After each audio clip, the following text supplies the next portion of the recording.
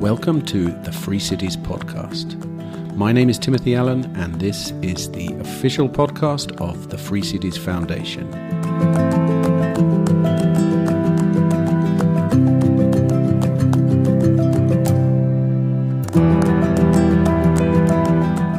Hello and welcome to episode number 30 of the Free Cities podcast.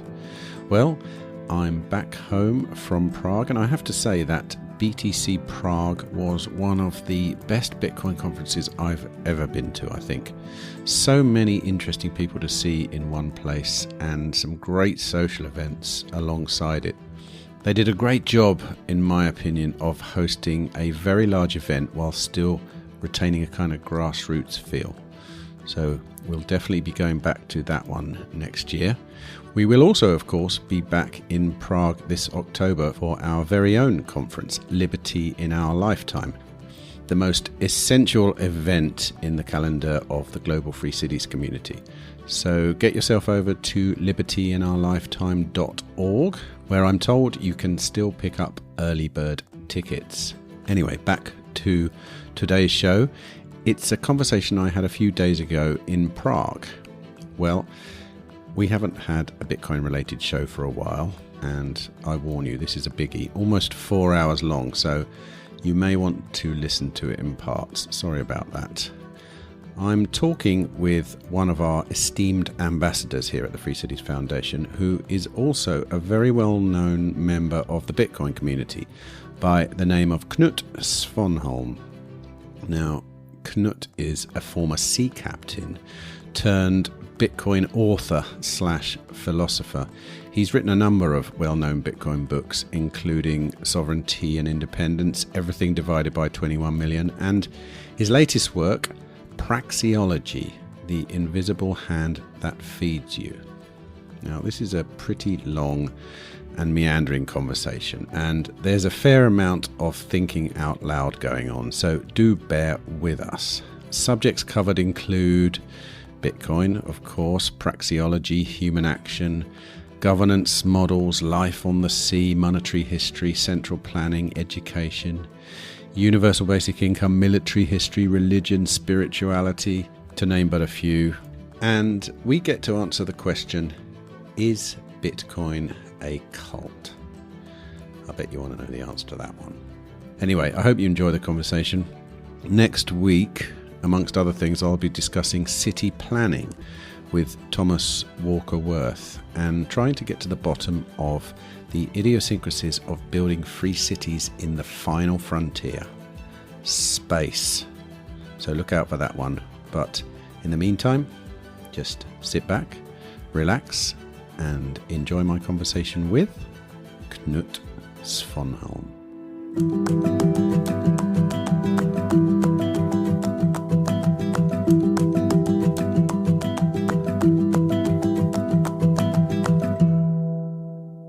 We were talking off camera, well, we're not on a camera, but off mic, and we just started getting into your backstory. So I thought I'd better start recording. Yeah.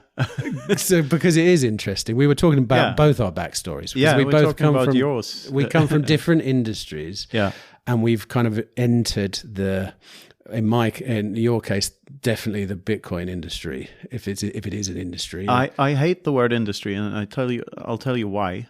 It's because whenever someone tells me, "Oh, I'm in the industry," to me that's a shitcoiner tell. Like I have these, there are certain phrases that only shitcoiners say. All right, and I'm in the industry is one of them. What is Bitcoin then? Is it a place, a space, an ideology? What? At its core, it's you and me, and it's and our agreement on a fixed set of rules. And explain that to my daughter. Oh, this is tricky because this is some of the things these are some of the things I'll talk about in my talk here on Saturday, because my latest, like, as a public Bitcoiner, I get the question, what is Bitcoin, a lot, and my shortest answer to that is an agreement between people on a fixed set of rules. The shortest answer I've got in letters is this equation: everything divided by 21 million. That's 5 characters, and you can that sort of encapsulates the whole the whole of Bitcoin. But at its core, it's an agreement on a fixed set of rules. And what's special about these rules is that they're cheaper to follow than to try to cheat. So everyone in it has an incentive to follow the rules, not because it's better for everyone else, but because it's better for themselves. There is no way to rent seek and take advantage of others by cheating the system. It's just too expensive.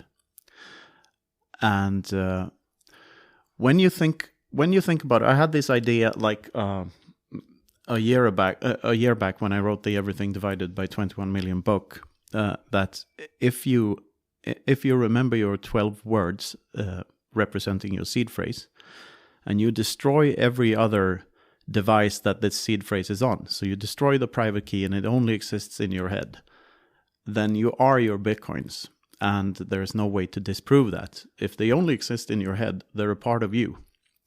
But then I thought about it even more and tried to hang on a minute. If I'm the only one that knows the location of my seed phrase or my private key, it's on a device or on a piece of paper somewhere, but I'm the only one that knows that the poem I wrote is encrypted, that there's a cryptic message within it, or I'm the only one that knows that in the bottom drawer of my late cousin's, former friend's bedroom there's an open dime or whatever. Then I am those Bitcoins too. And anyone else who finds them is also that Bitcoin. So whoever knows about the private key not only owns those Bitcoins, according to not your keys, not your coins, but they also are those Bitcoins, because all it is keeping a secret. That's at the very core of what this thing is that it's a property that lives solely in your head.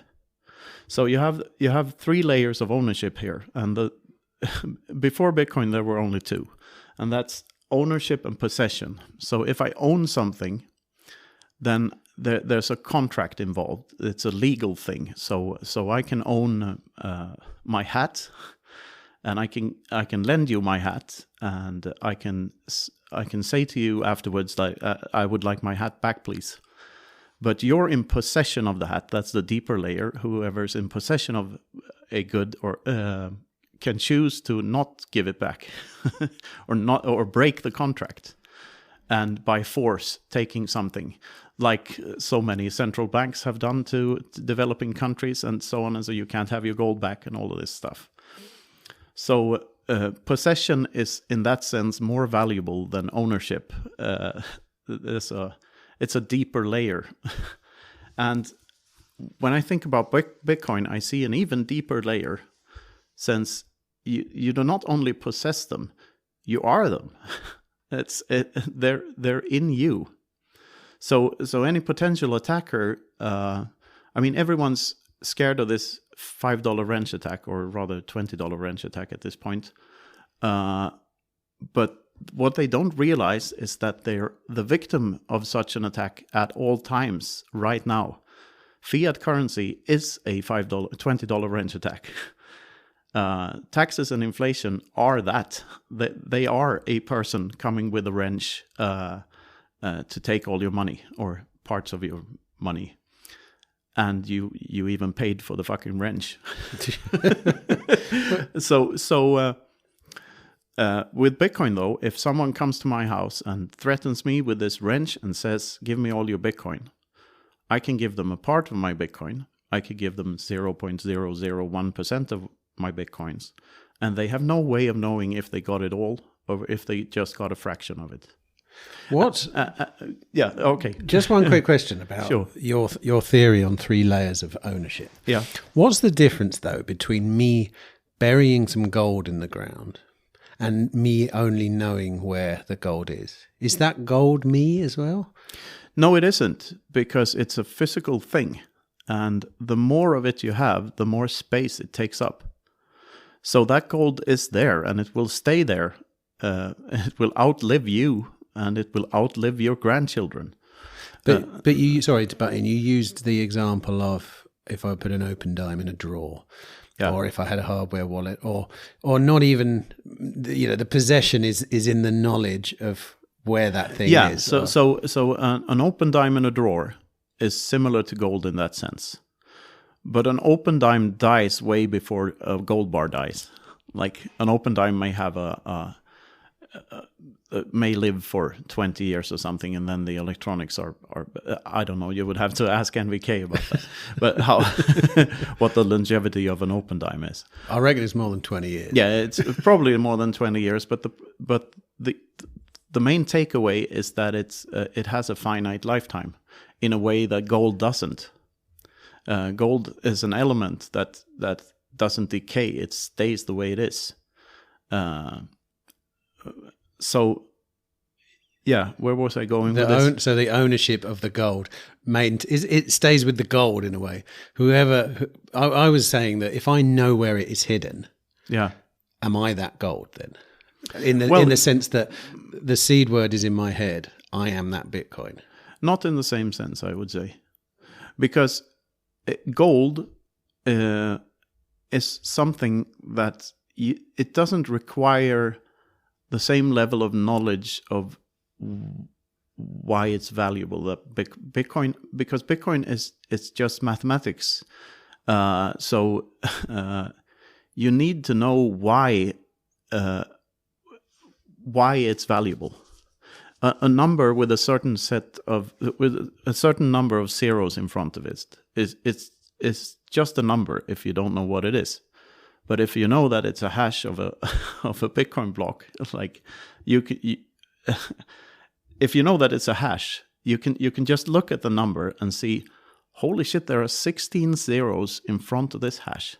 Why on earth would someone hash something?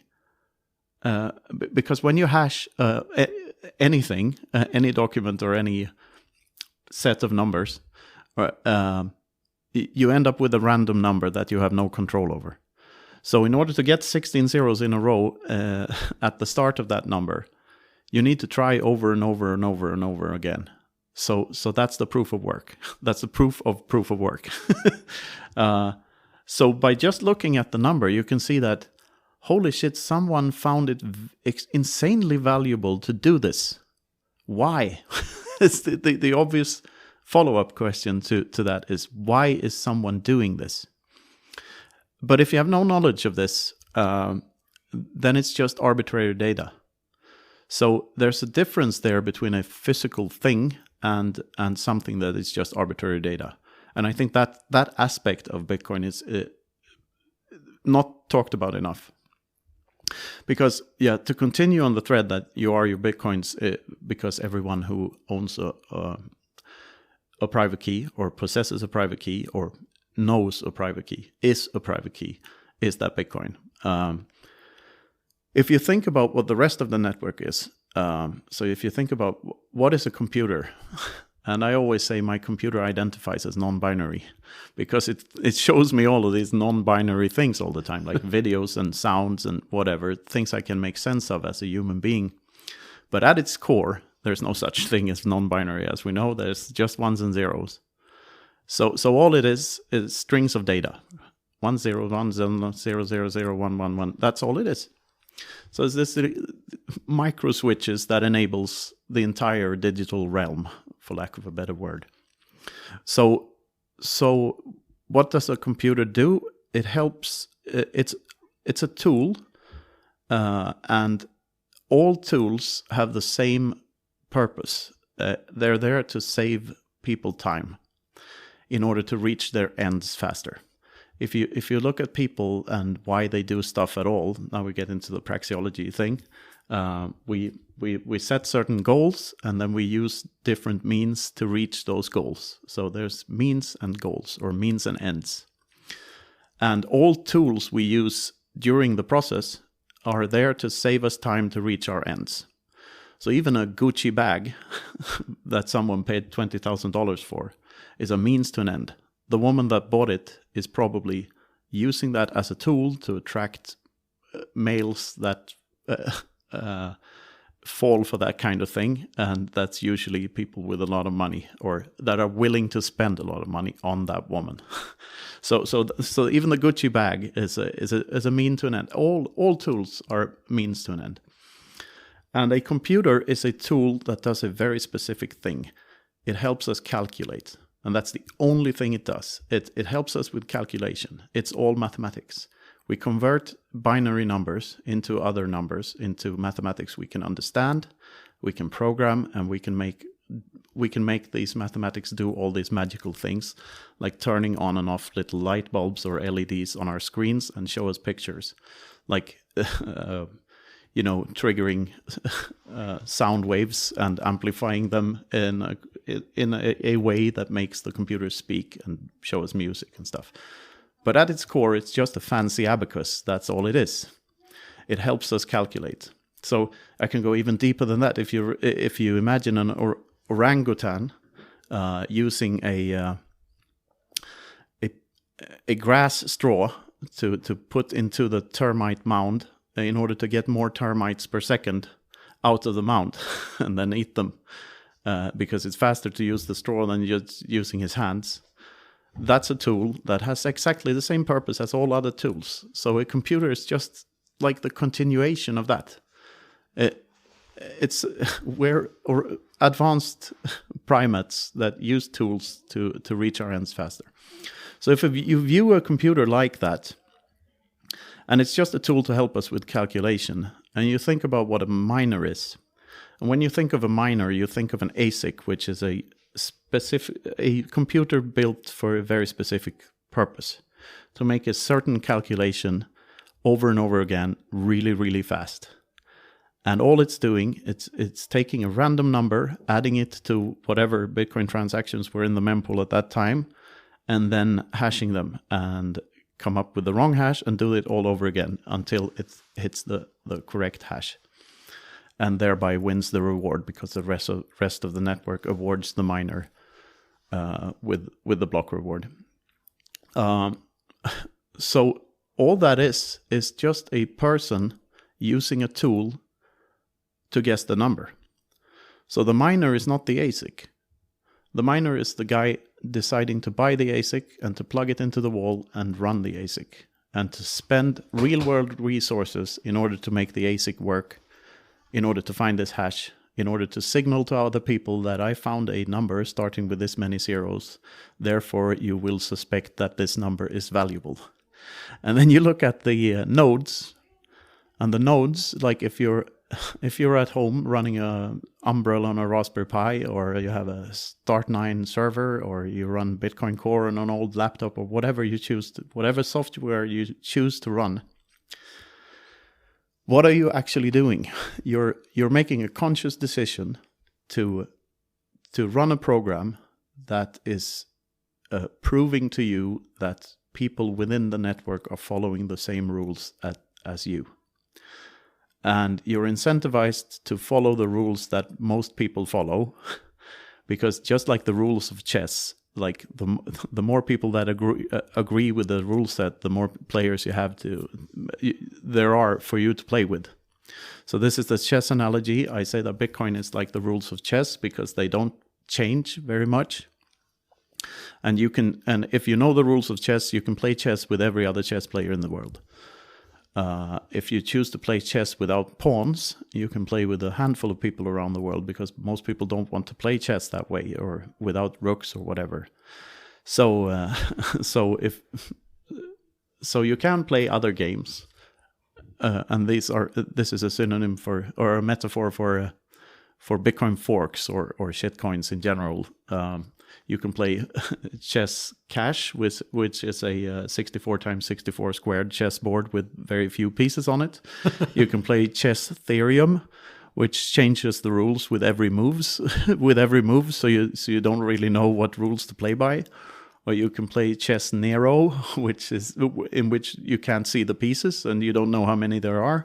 And you can play all these other stupid games that really don't have the network effect that Bitcoin does.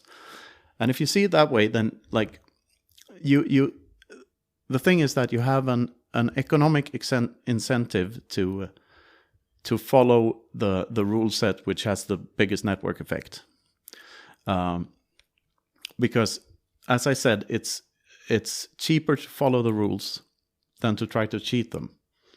And this includes cheating in the sense that you just make up your own rules and try to fool people that they are the correct rules. That may work for a while, and now I'm talking about all the other cryptos, because that's basically what they're doing. They're coming up with their own rules, and they have a big marketing team telling everyone that these rules are much better than the Bitcoin rules, and then people fall for that, and then they're rug pulled by whoever started the shitcoin. And that works for a while until a point where people don't fall for it anymore. And I think that's sort of what we're seeing now with the collapse of first FTX, and now Binance is under threat. And I view it as a purge where people finally see what this thing is, and that the very thing discovered was resistance to replicability itself. So trying to replicate it is futile in the long run. So where was I with the node? So the point is that you're the one, the guy running the node, and deciding to buy the node and running the software and what software to run. They're the decision maker. So they are the node, and not the machines that help them do that. So all the tools, we often talk about Bitcoin as a technology because there are all of these tools involved, all of these computers involved. But they are all just extensions of our minds. So everything in Bitcoin is a human being at its core. It's not backed by energy, it's backed by human action, which requires energy. But still, the network requires human beings and their decisions that human beings made by their own free will in order to function at all. Otherwise, it's just code salad. It's nothing without the people in it, which is why it's so important for us to actually run a node and to actually, deep dive into this thing and see what makes it tick. Because not your keys, not your coins, that's fine, and you can own your Bitcoins by remembering the key, but to ensure that Bitcoin works in the future as well, and that these rules are the ones that are the proper rules, you need to understand the rest of the stuff and actually run a node yourself. Oh.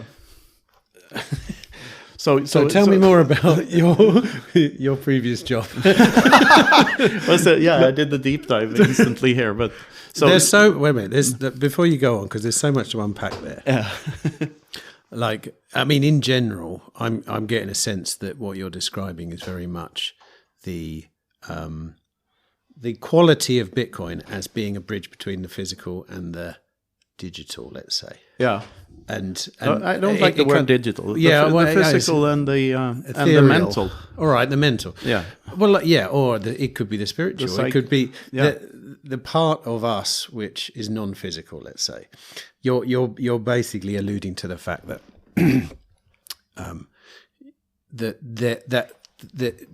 that bridge becomes very succinct, and it's one and the same. So any action that you make is a non-physical and physical at the same time. If you see what I mean?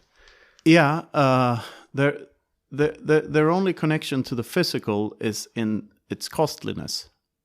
So the only reason that it needs to be tied to anything physical at all is that it needs to have a real-world cost involved, because that's necessary for it to be cheaper to follow the rules than to try to cheat them. So if you think even deeper about this, at the core of this message that we all are our Bitcoins, that means that we are not only connected, but from a certain perspective, we're the same being. So I am you, Tim, and you are me. we have a cardiovascular, intracardiovascular system here between one another and our actions, which is Bitcoin. We're connected as all of these old articles about if Bitcoin is a life form or not, they're true, but they're true because human beings are Bitcoin. So we found a way to connect human beings that has never existed before, so that we are now the same entity. And this falls into this sort of new agey stuff. So it alludes to what Deepak Chopra. Deepak Chopra. That would be the shitcoin version of it. But like what Tibetan monks and people are into Krishnamurti. Have you ever heard of Krishnamurti? I don't believe so. He's a theosophist, but he's a anyway. Yeah. Anyway, what I'm trying to say is that maybe all of these shamanistic people were onto something all along. It's just that the catchphrase is the Beatles were right. All we needed was love. They just hadn't found the equation for it yet. Is that so? I agree. The connection between people, and we're all connected. And is it not that connection was always, and don't obviously take this definition the wrong way, money? Like that connection was always money. It's just it was never expressed in a pure enough way until now. Because we have this is because we have such a skewed picture of what money is. Yes. I think it was Hayek that said that money should never have been a noun but an adjective. So different goods have different levels of moneyness to them. Yeah, okay. And the confusion happens when we think that it's a physical thing and that is a very specific thing. It's not a specific thing. We can trade with anything. We're trading right now. We're exchanging information with one another. And we can barter. We can do services, give each other services, and and that is also money in a sense. Anything that is used as a medium of exchange is money. So, and herein lies another thought about this. But I wanted to, before I forget, I recently had a pod with Alexander Bard, who said something that triggered my brain, and it was about these the phenomena of the logos and the mythos and the pathos, which are like the three different aspects of our psyche or whatever. I don't know how to categorize them, but you've probably heard of them. Yes. And the logos is the strictly rational mathematics side of your brain. The pathos is the ethical side, and the mythos is the spiritual side. And I view it as Bitcoin being all logos on a technical level. So it's all logos, which enables us to interact with one another to enable the other two, in which we can express the other two. So we can express our ethos and our mythos because we have an absolutely truthful logos in the base layer of how we interact with one another. So that's what Bitcoin does. That's what this fixed set of rules does to our psyches. Just before we go on, I think we've just jumped off a cliff here. Yeah, I want to take it back. I want to go back, and I want to arrive a little bit slower at this point. All right. I don't know if I do that. Well, no, you do. We've had conversations in the past. I think where there's a meandering road that arrives at a destination eventually, and yeah. I like that because you get to take the listener along with you, mm-hmm. And that's an important part of this. I had so let me start then a different way. I want to start. I want to come to the Bitcoin stuff later. I want to start with Praxeology. You've just written a book about praxeology, right? Yes. Right. I didn't know what praxeology was until I saw that book, but I think it has a pretty far. Now I haven't read it, unfortunately, but I have looked it up and worked out what I think praxeology is, and I'm very much like you to explain it to me further. But it seems to have quite a far-reaching umbrella of sort of how it reaches out into culture, into the world, etc., etc. And I'm interested in how praxeology and governance work together. Is that something you've ever thought about? Yeah. Like, first of all, maybe you should explain what praxeology is to start with. It's a science of human action, and it's the which is the foundation for the Austrian School of Economics, which is the only school of economics that acknowledges that people act out of their own free will, and therefore nothing in economics is an absolute ever. It's all based in human decision making, and as I said before, we choose means to reach our ends, and money is one of those means. And it's an effective mean because it's very saleable, meaning that you can exchange it for other things very easily, which enables a free market, which is a process in which we engage with one another that is very efficient and enables us to reach our ends efficiently. But still, it's nothing more than that. So it can't be simply explained by equations and numbers, and this is also why all other economic theories are wrong, because they don't take free will into account. And to quote Christopher Hitchens, of course you have free will, you have no choice but to have it. So like everything we discuss, we have to presuppose that we have free will, because otherwise there's no point in doing anything. Like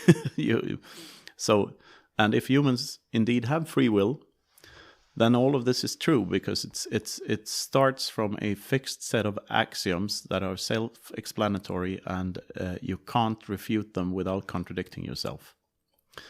The first axiom being man must act, meaning that you have to do stuff of your own free will, otherwise you die. If you're on the couch and you don't do anything, eventually you starve to death. So you need to do stuff, otherwise you die. So that's the first axiom. And some other axioms are that you're the owner of your body, or at least you're in possession of your body, which sort of leads you to you can. But by the very act of engaging in argumentation about property rights, you show to the world that you are using your faculties, your tongue and your vocal cords and your lips, in order to form sounds to convey a message to another person, and arguing for a position. And by doing that, if you argue against property rights, if you argue against the notion that you own your own body, you by the very act of speaking, you prove to the other person that you are indeed in control of your body, and that thus you own it. So you can't even argue against these things without running into contradictions. And I find that extremely a thought that. It's a thought from the last century that is extremely underappreciated and unexplored. That you cannot derive an ought from an is, but what you can do is that you can come to the conclusion that there must be absolute property rights. Otherwise, those who claim otherwise and take possession of other people's stuff and by using force are doing so in a violent, non-civilized way always, because arguing for it being justified in any way, shape, or form is contradictory to itself. You can't argue for anything but absolute property rights without running into the contradiction that you believe that you have absolute property rights over your body. And by extension, all the tools you choose to use and all the things you acquire through free trade or through just finding stuff in nature that doesn't belong to anyone, if that's not your property, then like we have no... Look, human beings have two ways of interacting with one another, violently and non-violently. And if we want to do things non-violently, which should always be the goal, because that's like the civilized way, that's what leads to civilization, then that is absolutely rooted in the fact that we own our stuff and that we own our bodies, and by extension we own our stuff. Anything else is not morally justifiable, since you can't argue for the moral justification of the expropriation of someone else's property without running into a logical contradiction in engaging in argumentation itself. It's not argumentation anymore, then it's just mockery. If you argue with a taxman and you come to an agreement that taxes are immoral, and he still chooses to force you to pay your taxes, then that wasn't an argument. It was mockery on behalf of the taxman. How does collectivist ideas fit into this? Then there is moral. They don't. But all right. But you know what I'm saying here. There are plenty of people that will morally justify collectivist ideas on the grounds that, what's good for the group is more important than what's good for the individual. Yeah, but the group is made up of individuals. So and what group are you talking about? Like, you can, if you're talking about the rights of a certain set of groups, any grouping can always be subdivided into a smaller group, and you eventually end up with an individual, and that's the only rights that matter. Like, all the other group layers are not morally justifiable because they run into a logical contradiction, since the group can always be subdivided. What about if you voluntarily join a group? That's a completely different thing. Okay, because obviously Bitcoin rule set is a voluntary joining of a rule set. Absolutely. There's no violence, obviously, but no, but I wouldn't necessarily like communicating with one another non-violently. It is by definition civilized, and that's all Bitcoin is. It's communication between people in a civilized way. So you can call that a group if you want, or you could just call it communication. Okay, back to praxeology. I feel myself just wandering off down side lanes. It's very easy. So praxeology, logic behind human behaviour. Is this purely I've got two questions about praxeology. Mm-hmm. Is it a purely an economic thing? And two, what are the prevailing ideologies that aren't praxeology that deal with the same kind of issues? Well, I wouldn't call praxeology an ideology to begin with. Ologies. I just mean ologies. I don't mean ideologies. All right. Like, what is it? What is it that non-praxeologists believe? What's the ology that they believe? There's so many things, like all sorts of things that. I mean, praxeology is just a way to explain people's modus operandi or whatever. Like, it's trying to figure out a way to understand human behavior, conscious human behavior, and take it for what it is and nothing else. So it's an a priori science, meaning that you can't conduct empirical studies at all. Like, it does, you cannot prove nor disprove anything about praxeology by running an experiment. You have to logically deduct yourself to every position. So because doing the study, so if you do an economics study on a group of people, it doesn't say anything about the future, because the market is always dynamic, and people change their minds, they change their opinions, they change their preferences at all times. So it's nothing in it is static, which is why you can't do empirical studies on people's wishes and wants. Like that's just not how that works. And at the core of why we do things, this is pretty important as well, is that before we perform an action, we feel a sense of felt uneasiness in our brain, and we imagine a state in the future in which this uneasiness that we feel is not there anymore. So if I feel an uneasiness that expresses itself through thirst, I'm thirsty, then I choose to imagine a future in which I'm not thirsty, and I seek in my brain means to reach that end. And I see this water bottle in front of me, and I almost instantly make the decision to take the water bottle, open the cap, and take a sip of water, for illustration. And then I feel that I'm in a state of less uneasiness than before, because I quenched my thirst through my action, through using this means to reach my end, which was becoming less thirsty. What about what about deeper things than that? The urge to build a cathedral is the same thing. But God, why do I want to build a cathedral then? Or here's an example, right? I'm in the process of trying to buy a farm. All right. Right. It brings me immense joy not in my brain, in my heart, and it's about me. It's pure enthusiasm for doing something, for getting out there, working on the land, doing things. How does that fit into praxeology? So you have an uneasiness in you because you have seen pictures and heard stories about people having farms and what they do on their farms, and you imagine a future in which you do that to you seems more satisfactory than what you're doing right now.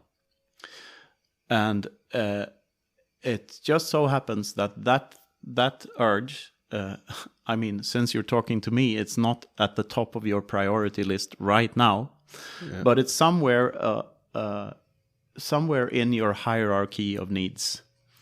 And whenever all other more immediate needs have been satisfied, you will start working on using whatever means you have at your disposal to get to that state in which you own a farm and can start living the life of your dreams. So all of this is, we always have this hierarchy of needs in our heads, and we choose to satisfy one or the other needs depending on where in this hierarchy they are. And we always satisfy the most urgent need first. So if the most urgent need is to work, the most urgent need can be a very low time preference thing, like I'm going to be a farmer in 20 years. That can be the most urgent need, given that even more urgent needs are satisfied first. Like you won't start working on your farm project until you had breakfast, for instance. But still, this has to do with time preference, which is a very underrated concept in economics in general. But we are driven by these things, and the more robust the base layer of our media of exchange, the way we can conduct business with one another, the more opportunity we have to think about long-term goals instead of just short-term satisfaction. Is praxeology for you something that you utilize in your daily life? Is it something like that could be utilized in your daily life, or is it just something as you understand it, you change your modus operandi? Absolutely. Like I was pretty unaware of all of this before Bitcoin, and Bitcoin pushed me over the edge and I plunged into this, just like I fell head first into the Bitcoin rabbit hole. I pretty quickly fell into the praxeology rabbit hole afterwards and started reading all the Mises and Rothbard and Hoppe and all of this stuff because I found it insanely fascinating. It was a completely new way of looking at the world that is not taught in schools. because public schools are not incentivized to reveal these things to you, because if they did, you would see them for what they are, like that all the adults in society are working like at least 3 days out of 5 during each week, because if you add up all the taxes and inflation that are imposed on them, then like at least 60% of what they earn go to the state and not to them.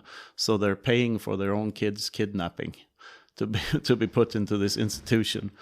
And yeah, having said all that, and you know, there were subjects in school that I found very interesting and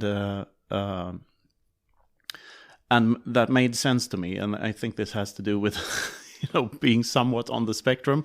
But I loved mathematics because it made sense. It didn't force me to go and memorize stuff. It just required me to understand something, and when I understood it, I could go and do the test or whatever. Like, so all it required was understanding. And like, I crave understanding. I'm curious by nature. And the further away you got from mathematics, the less sense the subjects made. So the social sciences were on the other end of the spectrum. I was always like, whenever they told me about how society worked, I'm like, wait, but why? Like, wait, hang on a minute. That doesn't make sense. Because it doesn't make sense. And it wasn't until I discovered praxeology that I realized that there's a science that is as robust in its foundation as mathematics, but it's for the subjective and not the objective.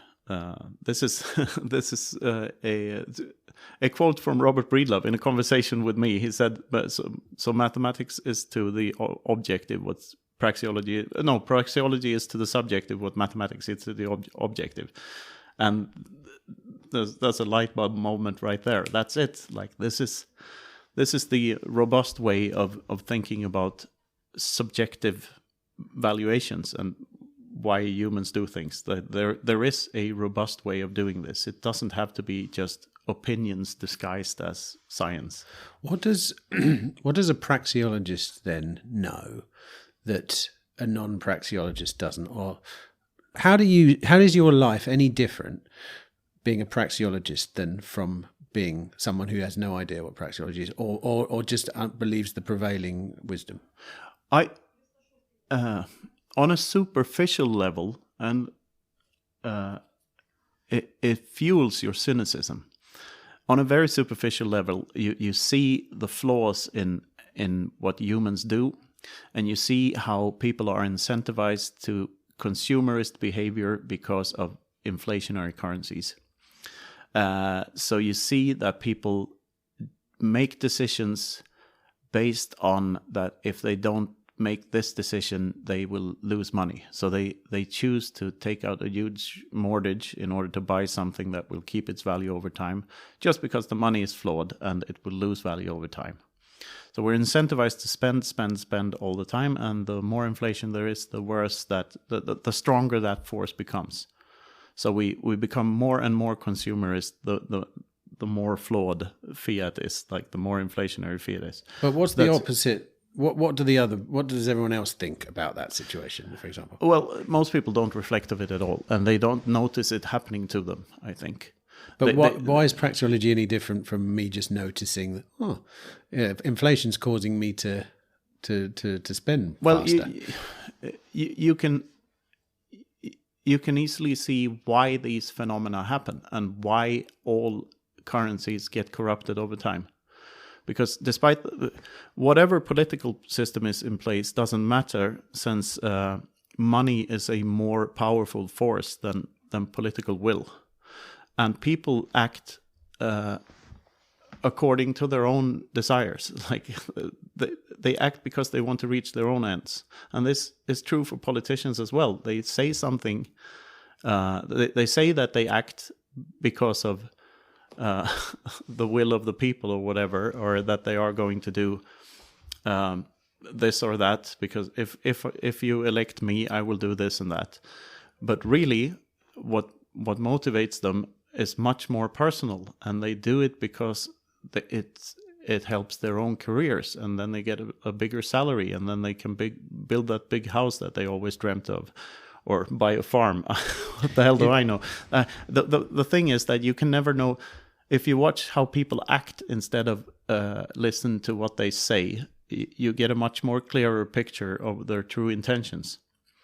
And having said that about this is the cynical side, but praxeology, when you deep dive into it especially, you get a very, very deep sense of appreciation for humanity and for humans interacting voluntarily and thereby engaging in the free market. You see the power of that, and you see how the division of labor and saving for the future and stuff like that, how powerful it really is, and how powerful it could be if it wasn't a dog on three legs, which it's the way I view the economy today. Like we have, despite all the theft that's going on via taxes and inflation, the free market is still so powerful that it can give us smartphones and microphones and all of this neat stuff that we have everywhere for a very low cost. All of that is due to people just interacting with one another voluntarily. I suppose what I'm trying to work out is, like, what is praxeology? Like, it sounds like I'm a praxeologist, for example, because I observe people and I try and work out why they're doing things. Is that basically what it is? Is it the study of people? Like, it's a study of human action. It's a study. It's not of people, because it doesn't care about why people have a specific goal, why they have the goals they have. It just recognizes that they have goals and they work towards those goals. If your goal is to hang yourself, you go to the hardware store and buy a rope for that specific purpose. And praxeology acknowledges that the hardware store will make money from selling you a rope to hang yourself. Like, it doesn't care why you do stuff.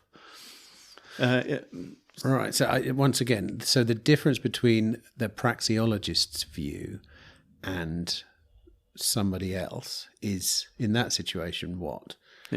Well, it tries to be unbiased, as unbiased as possible. It tries to rid itself of all biases. And we have a lot of biases, and we have a lot of things that are like hammered into us from a very young age. The notion of democracy being a just system, for instance, like that's deeply hammered into us from all of us. From it's sacred. It's a very taboo thing to criticize. But 4 people can vote yes for beating up the 5th person, and the 5th that doesn't make the beating up more justified. Like it's. It is a very flawed system, and but it's so, it's such an integral part of our societies today, so it's hard to see it for what it actually is. What's the difference between praxeology and Austrian economics then? Austrian economics is the branch of praxeology that deals with markets and price signals and goods and services. So praxeology is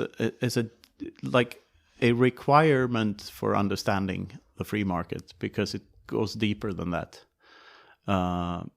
But Austrian economics seldom talks about us, being engaged in trade when we talk to one another. Praxeology is like a deeper understanding why people do stuff at all. I think that's the distinction. Okay, what's praxeology taught you then about governance? There's this. An important distinction here. Governance in itself is not a bad thing. By the way, praxeology does not say that something is good nor bad ever. It just observes that if we logically deduct ourselves to we can expect certain outcomes from certain behaviors or certain moods of interacting with one another, and we can expect a higher net gain, like more individual ends being reached if we interact voluntarily and with consent, than if there's if some force in society is always working in the opposite direction and forcing us to do stuff. a society of thieves that just steal from one another all the time wouldn't survive for very long. And even though we shouldn't use empirical evidence, the Soviet Union and the East Bloc was a quite good example of that, where it's basically just a giant prison for 70 years, where everyone was incentivized to just call on their neighbor, and private property was basically banned, which means that society is doomed to fail, because there's nothing in that society is helping people reach their ends at all. Not even the elites. They were also, they could have had it so much better if they had allowed people to do whatever they wanted instead of forcing them to do stuff. And praxeology can give you a very precise picture of why that is. Okay, then I'm going to talk in particular about the kind of free cities model, and the fact that people would either choose to move or would choose to have a private place that they call their own as a city, or even and all the stuff in between. What does praxeology teach us about those kind of things, the ideas of living together and what we do, what we choose to do? That's a hard question. Maybe I should make it a bit more specific. Yeah. I mean, you have, well, you in your own life, you've chosen to live somewhere that wasn't your original birthplace. Yeah. Presumably praxeology says you had a hierarchy of needs. Yeah.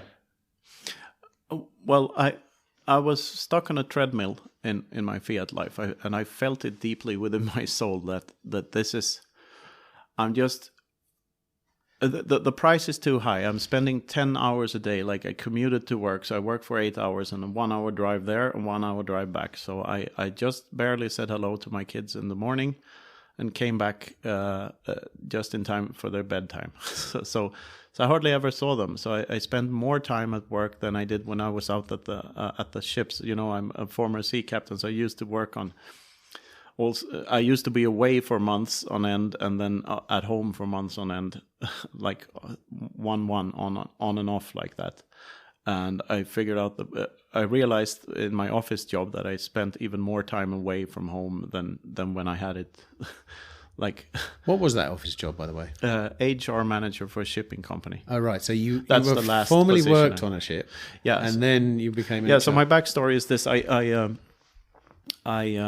after high school, I was pretty tired of school in high school, but I managed to get into a university and study electronics engineering for a year. But I was still tired of school and spent most of the time partying and not giving a shit about my studies. So I managed to pass all the mathematics tests, but hardly anything else. So I had to quit that because I couldn't get a student loan or whatever, and so then I had nothing to do. So I chose to walk in my father's footsteps. He was a sea captain, so I asked him, do you know anyone that has a job for me on a boat? Because my hobby at the time was sailing old 100-year-old ships, like yachts and ketches.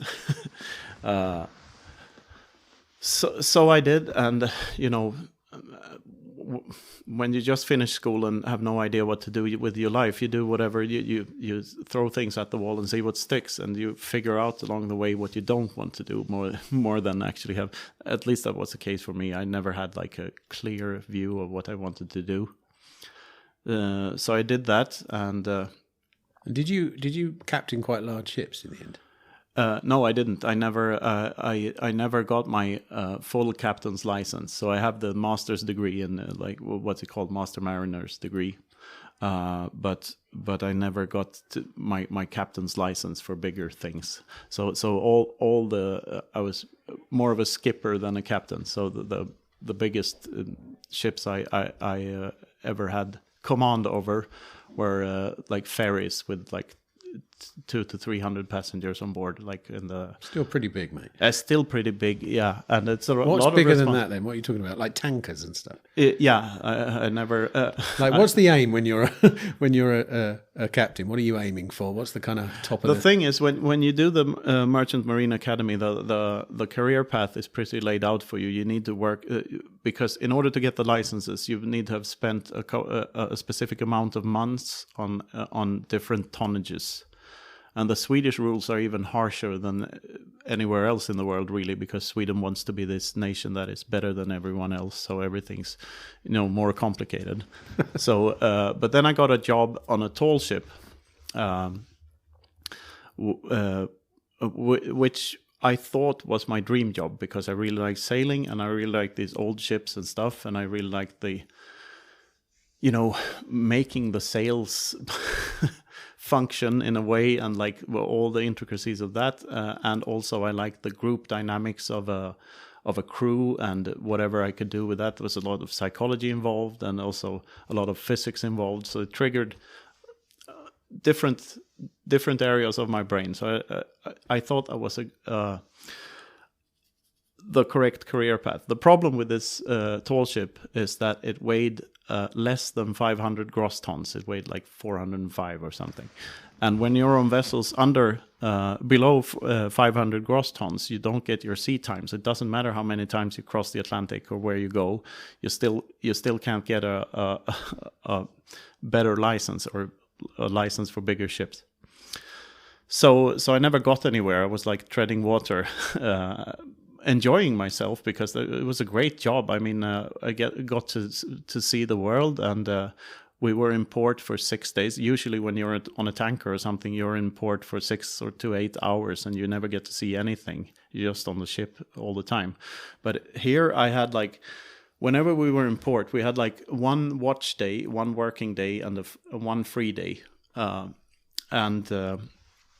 I did everything as the second officer. As I was on some trips, I was the chief officer. On some trips, I was the second officer, depending on where in the world we were, because my license didn't allow me to be the chief officer when we crossed the Atlantic. But if we were still in Europe, which is ironic, because crossing the Atlantic is like the easiest thing ever, because there's nothing there. There's nothing to run into. Anyway. Long story short, or long story long, where was I going with this? Well, I've got a question that might prompt you actually, because I didn't realize you were this deeply involved in ships and sailing and stuff. Oh, yeah. What do you think of seasteading as a concept? Because you of all people would be able to visualize. I don't believe it at all. No, because being on a ship gives you a sense of freedom, because it's just you and the other people on board that ship, and you have to manage somehow, and no one else can give a crap about what you do because they're too far away. So that gives you a sense of freedom. But it's also a prison, because you're stuck on this 20 square meters of nothing, and there's just water around you. There's nothing else to do. So seasteading, I think, would be a very, very lonely life. Even if, I mean, how much do you know about it? But there are plans, obviously, to sort of like connect all kinds of things together. Yeah. We'll see what happens with that. But it's my contention with seasteading is probably along the same lines. It's the kind of thing I'd do for 1 or 2 nights in an Airbnb. But could I live in that kind of way? I don't think anyone wants to live in the sea. I hated it in the end. It felt more and more like a prison and less like freedom. Because I was stuck on the same 20 square meters at all times. Yeah, what about a massive boat, though? The kind of tanker that you can jog around in half an hour. Doesn't matter. No? Doesn't matter. If there are still borders. Yeah. They're as bullshitty as any other borders. And I enjoy walks in nature and whatnot. I want to be able to. But do you think there are people out there that don't? I'm the same. I'll be like, where are all the trees? Where's my adventure? I think there are people out there that think they don't. Right. And they think they can be happy in a pod. But I have a hard time believing that. It's basically just a chicken coop. I mean, I probably, obviously I don't know enough about it, so what I'm saying now is probably. Yeah. But you have to expect and imagine that the concept of seasteading extends to very large areas, in the same sense that Mars living. Yeah. Do you think Mars living works then? Living on Mars? Yeah. I think it would suck ass. Yeah, right. Yeah. But some people are not going to, presumably. Is it really going to test the human psyche that much? There's a sense of, like, I can understand why some people want to be the first human being on Mars.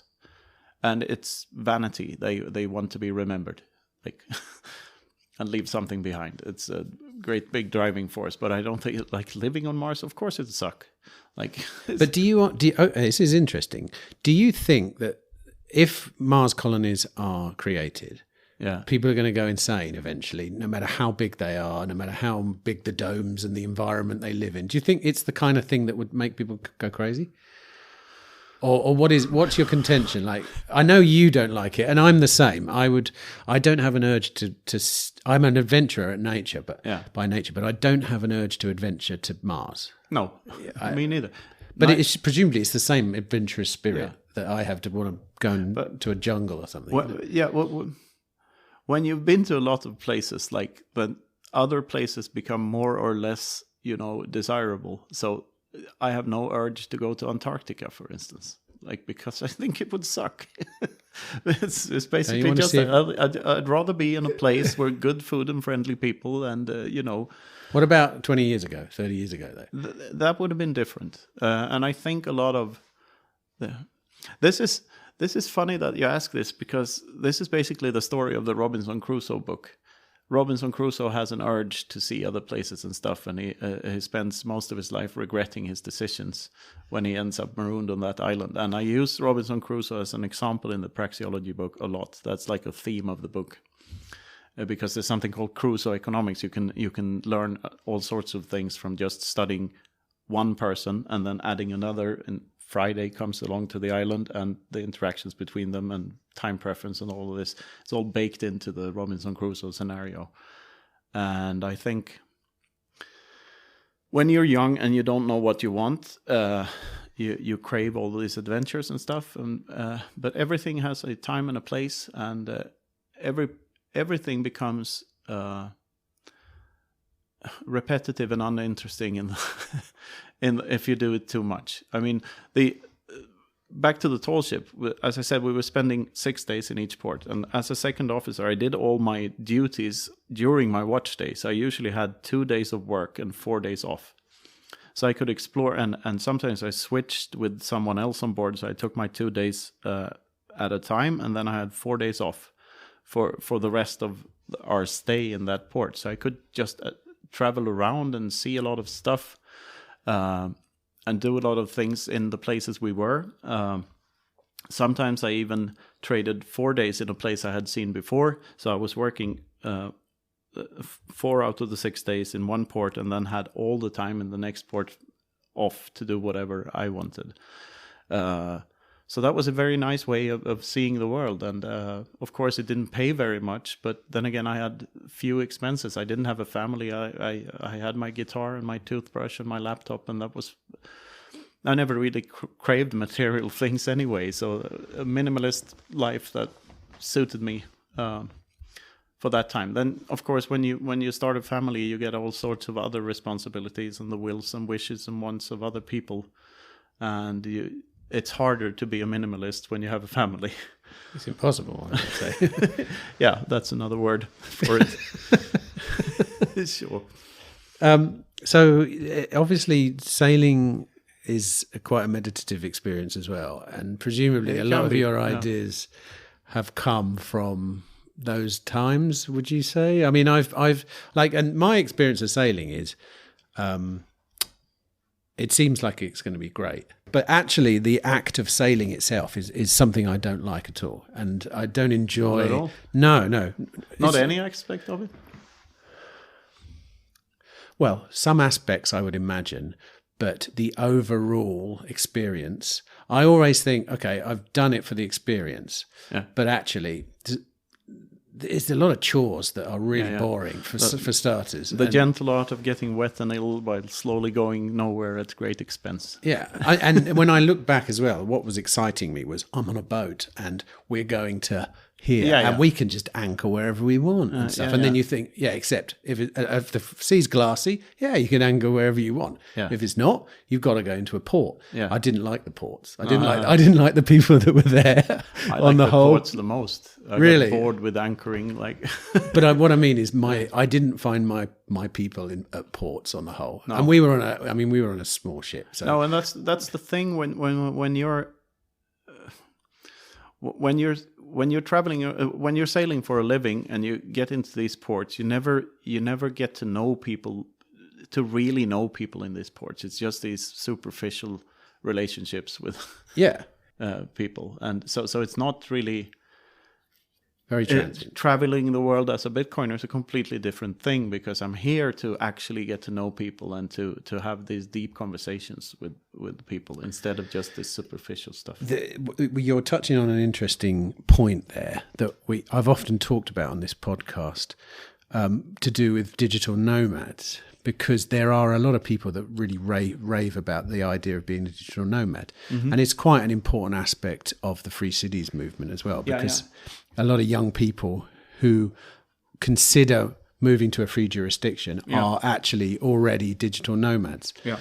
But myself, I see, in the same way you described, the idea of digital nomadism dissolves at some point, and mainly when you get children. Yeah. As you pointed out, you stick. You want to stay. Yeah. Especially women definitely want to stay. They literally want to. It's very hard to drag your family. Yeah. End up dragging your family around. And I think my father always talked about the importance of having a base somewhere. Like this is your base, and you can go on all of these adventures, but you need something to call home. And I've been bad at having that. Like even with my family, we moved around quite a bit.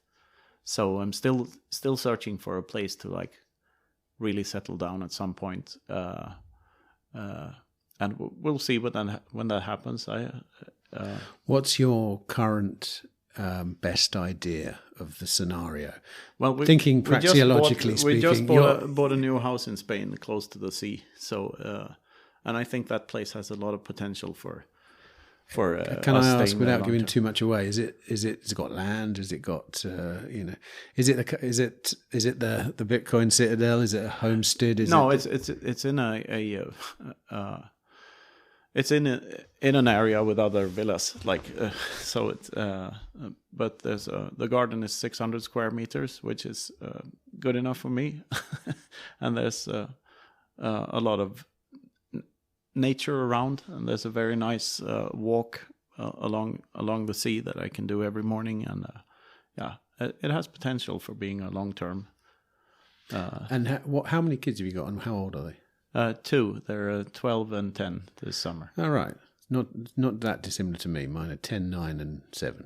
Oh, I know, but one of the things that we've realised at this point in the kids' lives is, you don't want to move too many times. Like our kids have only ever lived in one house, and we're about to make a move, and that'll be the next one for the next at least 10 years. You can tell, this is the next stage. I didn't even imagine we would make this move, but we want to farm, to not necessarily to farm, but to have enough land to start doing our version of agriculture, certain foods on a larger scale than we currently can, if you see what I mean, which I see as an important step, actually. I grew up on the countryside, next to a lot of farms. Of course, my family weren't farmers ever, none were, but and I don't think I have a craving for that, because I want to be able to, division of labor again. I want to do whatever I feel I can do that provides value to others, and then exchange whatever I make off of that for other people's goods and services. But I have no urge to have my own farm or produce my own food. I suppose in my case, and it's not all this, but one of the components is the self-sovereign aspect of it, obviously. The other major component is life is phenomenal for our children. We already live on an old farm, but it's just not a working. It didn't come with much land, you know.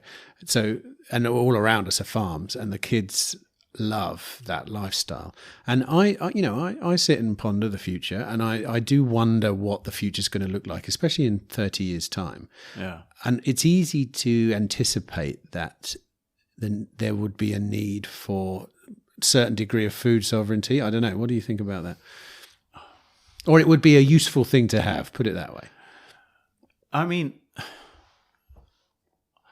I do believe that the current monetary paradigm is rotten at its core, and that everything looks very bleak in terms of that, and like more and more state control and less independence for people and stuff like that. But I on the other hand, like, people have always predicted a worse future than what actually happens, what actually plays out, and we have social media and Zoom calls and Bitcoin.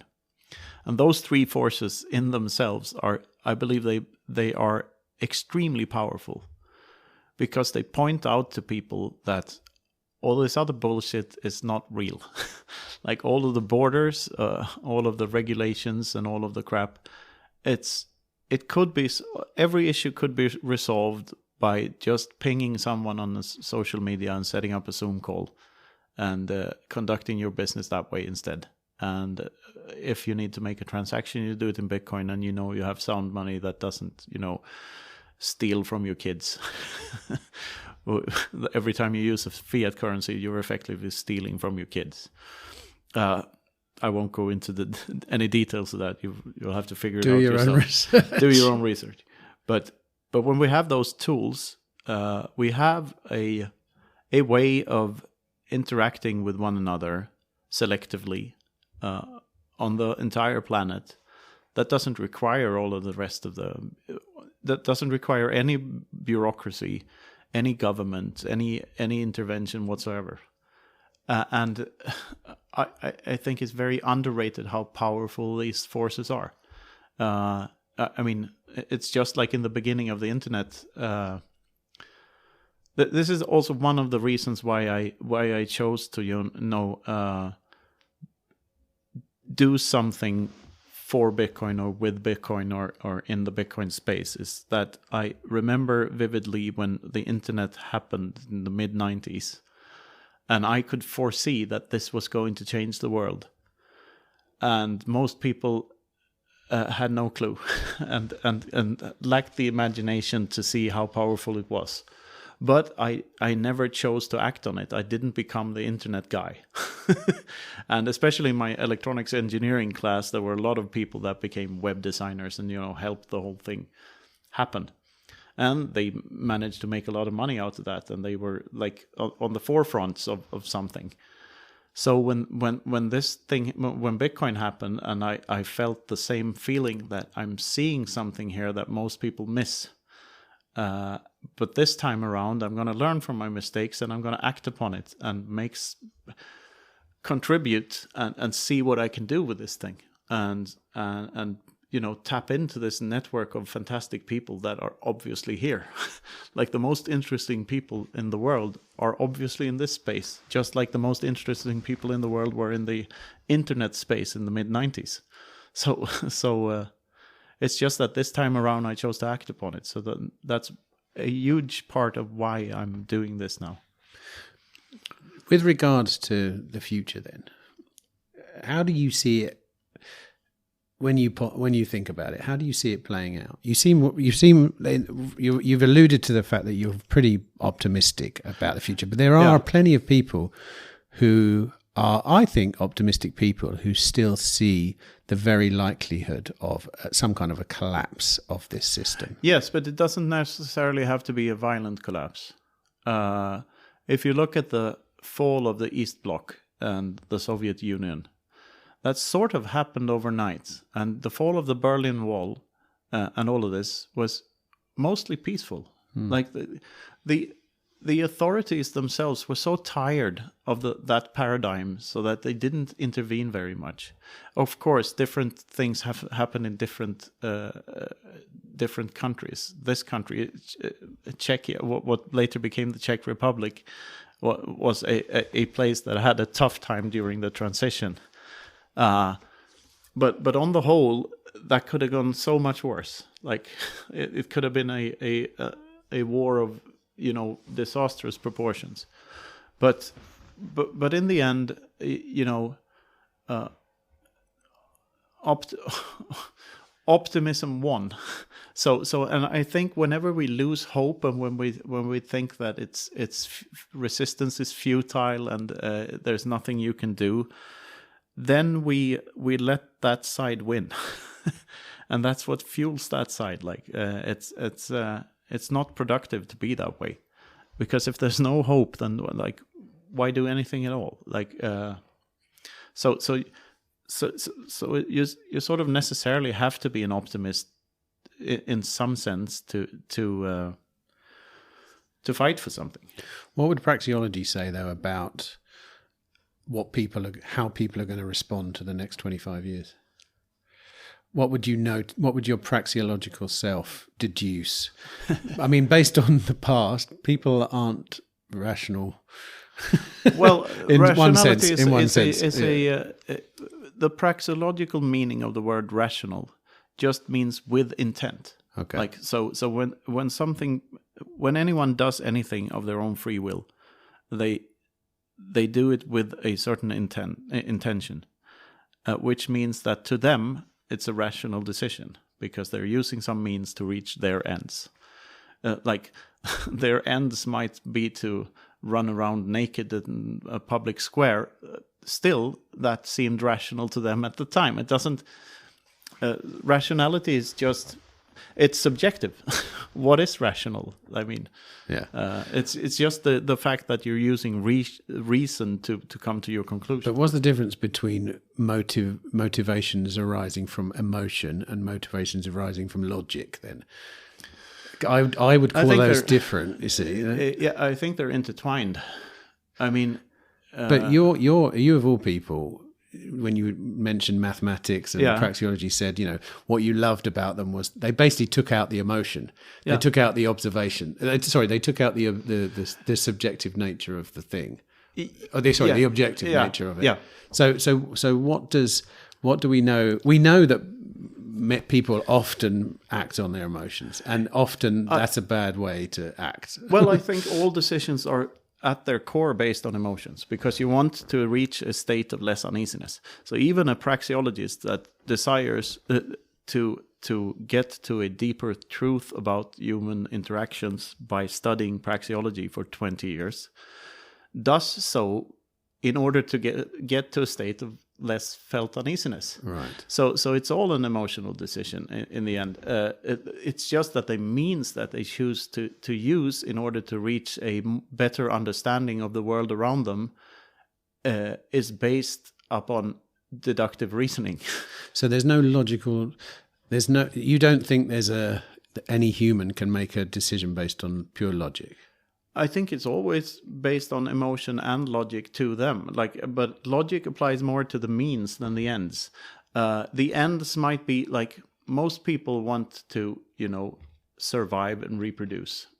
So to them that's logic.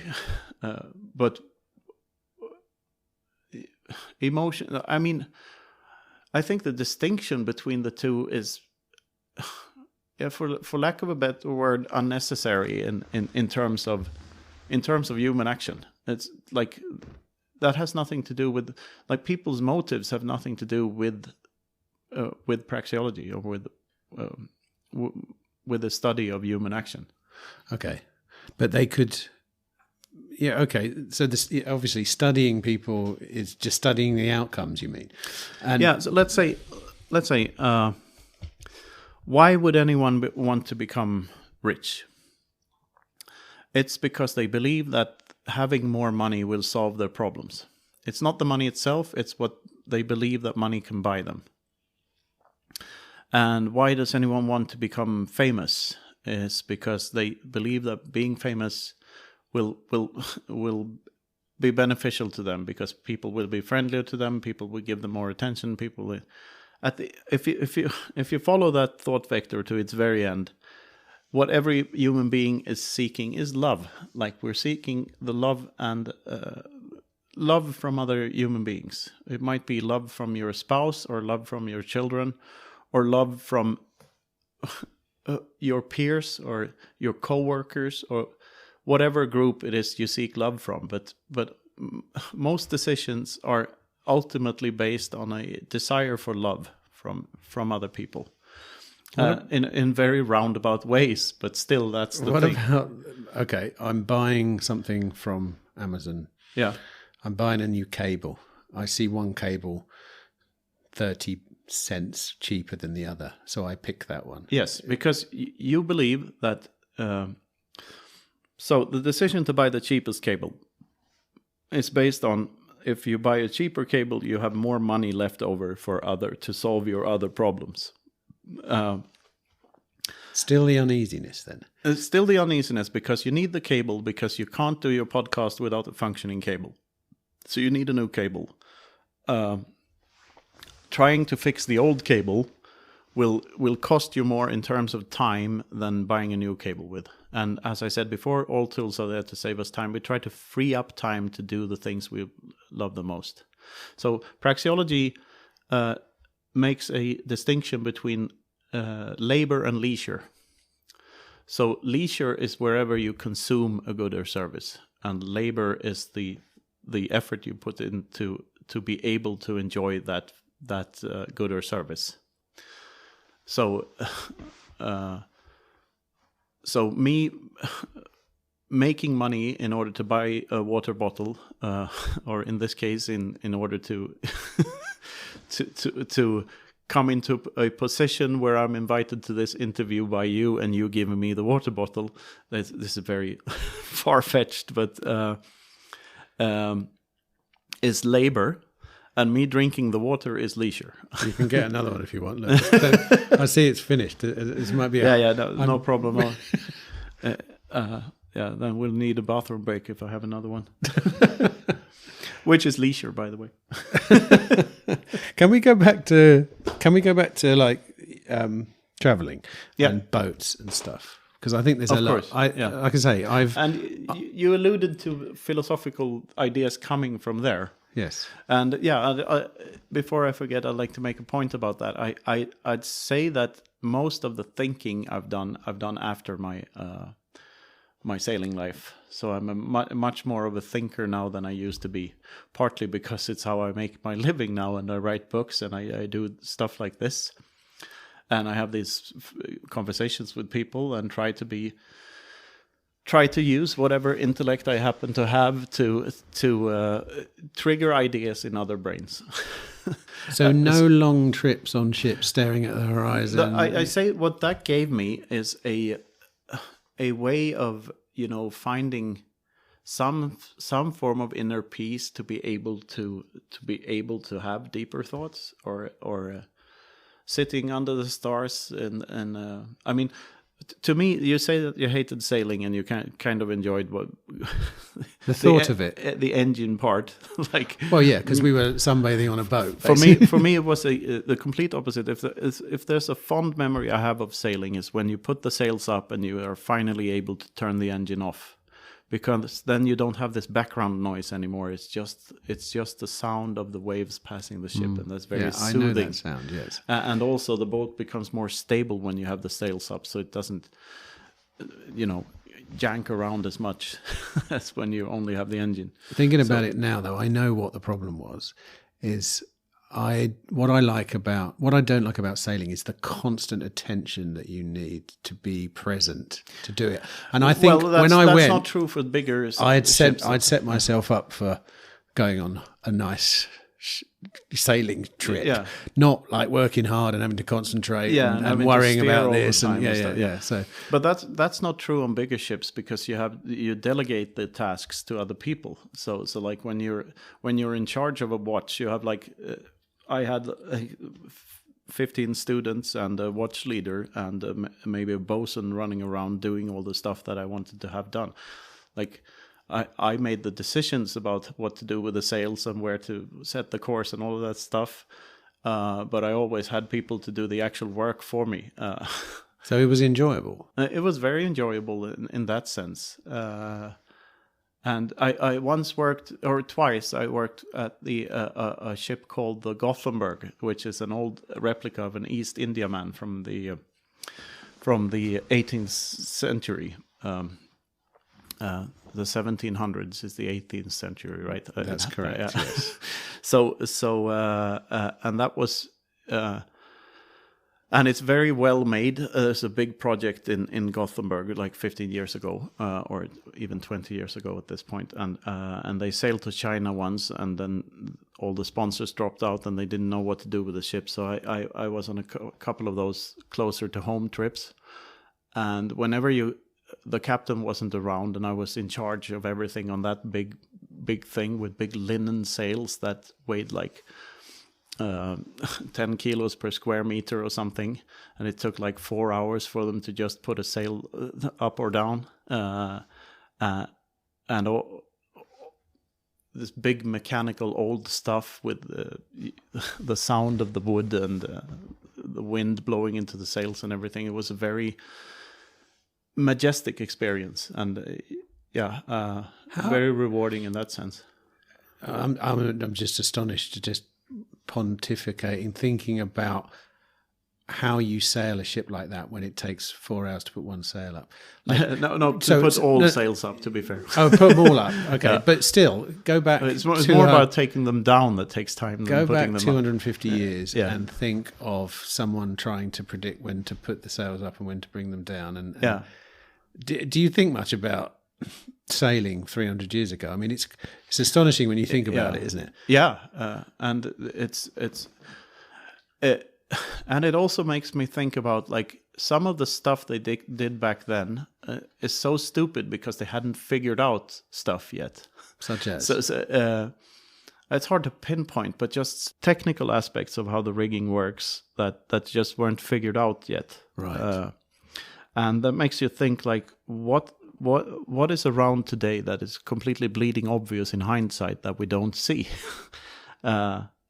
At least that's the thought it triggered in me. Like, for instance, we sailed to Belize and visited the Maya villages with Maya people, and all these old, not the Chichen Itza, but the Uxmal, which is another one of those Mayan civilization pyramids, and they had wheels, but they never figured out how to use them vertically. They had rotating tables for thousands of years. Rotating tables, like in a Chinese restaurant when you have this rotating table. So they knew how a wheel could spin around an axis, but they never figured out how to make a cart. Really? Yeah. So for thousands of years, they had these rotating things. Really? And they never, but they carried everything on sleds. Like, so they never figured out how to make a wheel roll on the ground. And that's and they had roads and stuff, like, or flat surfaces to roll stuff on, but they never figured out how to roll stuff. Is that for real? And that makes me think of what are we doing wrong now? What is completely bleeding obvious to us now that we weren't doing before? So little things like that, like for instance, a simple thing such as in almost all public toilets at this point, there's no valves that you have to twist and turn anymore. It's just a light sensor that makes the water run from the. That's a thing that seems obvious in hindsight, isn't it? Like, you could. That could have been, that technology could have been in place in the 60s. It just weren't. I mean, so maybe that's a bad example, but all sorts of stuff that could have been. Do you have a sense of any things that might be which are unrectified currently? I mean, do you notice things like that out in the world and go, Well, if I did, I would be a famous inventor that made a lot of money out of it. Well, not necessarily. I mean, I notice some things and I think I haven't got the will or knowledge to rectify that. Large things, like on a small scale, what you're doing now in your life is one such thing. And like governments. Right. Okay, and bureaucratic institutions, they're redundant. They're not necessary. Okay, let's talk about governments then. Do you see governments as redundant completely, or do you see them have a role in the world? What's your stance on that? From a strictly ethical and philosophical perspective, I view them as completely redundant. Any type of forceful government as being unethical at its core. Then again, I think there's a high risk that will always be the case, that there will be a societal class that will use force to gain power over others. I'm unsure of how effective that will be on a Bitcoin standard. What I am sure of is that it'll be less effective than it is now, way less effective. So if anything, governments are going to, the more we move into a Bitcoin standard, the more governments will be forced to shrink and become more competitive with one another. And that's true even on a fiat standard, because we have digital nomads moving around. And what about private places that govern themselves? How do you stand? What's your stance on those? I love them. Right. Okay. But what about that's why what about if they have to enforce violence on? Like what? How do you run a police force in a place like that, for example? Well, morally or whatever. Well, look at it now. Like there are more private security firms, more people employed in those than there are actual police around in most countries. So even in very advanced societies, quote unquote, security firms make a lot of money because people don't necessarily trust the police force to do that job for them. What about? I mean, what you just said that, like, it's morally wrong that a government should enforce, etc., I think violence and coercion are immoral by nature. So how does that relate then to somebody employing a private force to enforce violence? It depends on, like, if you're defending your property, then there's nothing wrong with that. Say the private city model, which basically has an organization which runs the city, sorts out the police, obviously you opt into it. I suppose that's an important part of it. Yes, of course. Is that the answer to that conundrum? Then you're opting into a system that allows. As long as you're allowed to opt in and opt out, there's no moral quarrel there, in my perspective. Have you got a favorite? I mean, okay, let's say it's unfortunate that it's necessary, but like defending your property from an attacker is not a crime. Like it's not a moral crime, and that's why if you base your morals on that there's only one human right, and this is what Titus Gable phrase. That there's only one human right, and it's the right to be left alone. Because every other right, every positive right, like you have the right to housing, you have the right to healthcare, or you have the right to food, eventually will infringe on someone else's right to be left alone. Because someone has to provide the house, someone has to provide the healthcare, and someone has to provide the food. So I've got an issue with the word right. Yeah. I don't think there are any rights. I don't even know what's your definition of a right. Well, it's the right to be left alone. Is that it? Yeah. I mean, you don't really have that right. This stems from the argumentation ethics. So I cannot say that I have derived an ought from an is, because you can't. But I can say that if you argue with me against absolute property rights, you are running into a logical contradiction. And if you act upon that, despite the logical contradiction, you are doing something that is indefensible from a strictly moral perspective. In the, morals being that we ought to resolve conflict as peacefully as possible. It's expressed. I expressed these thoughts better in the book than I can do right now, I feel. Yeah. But I don't know.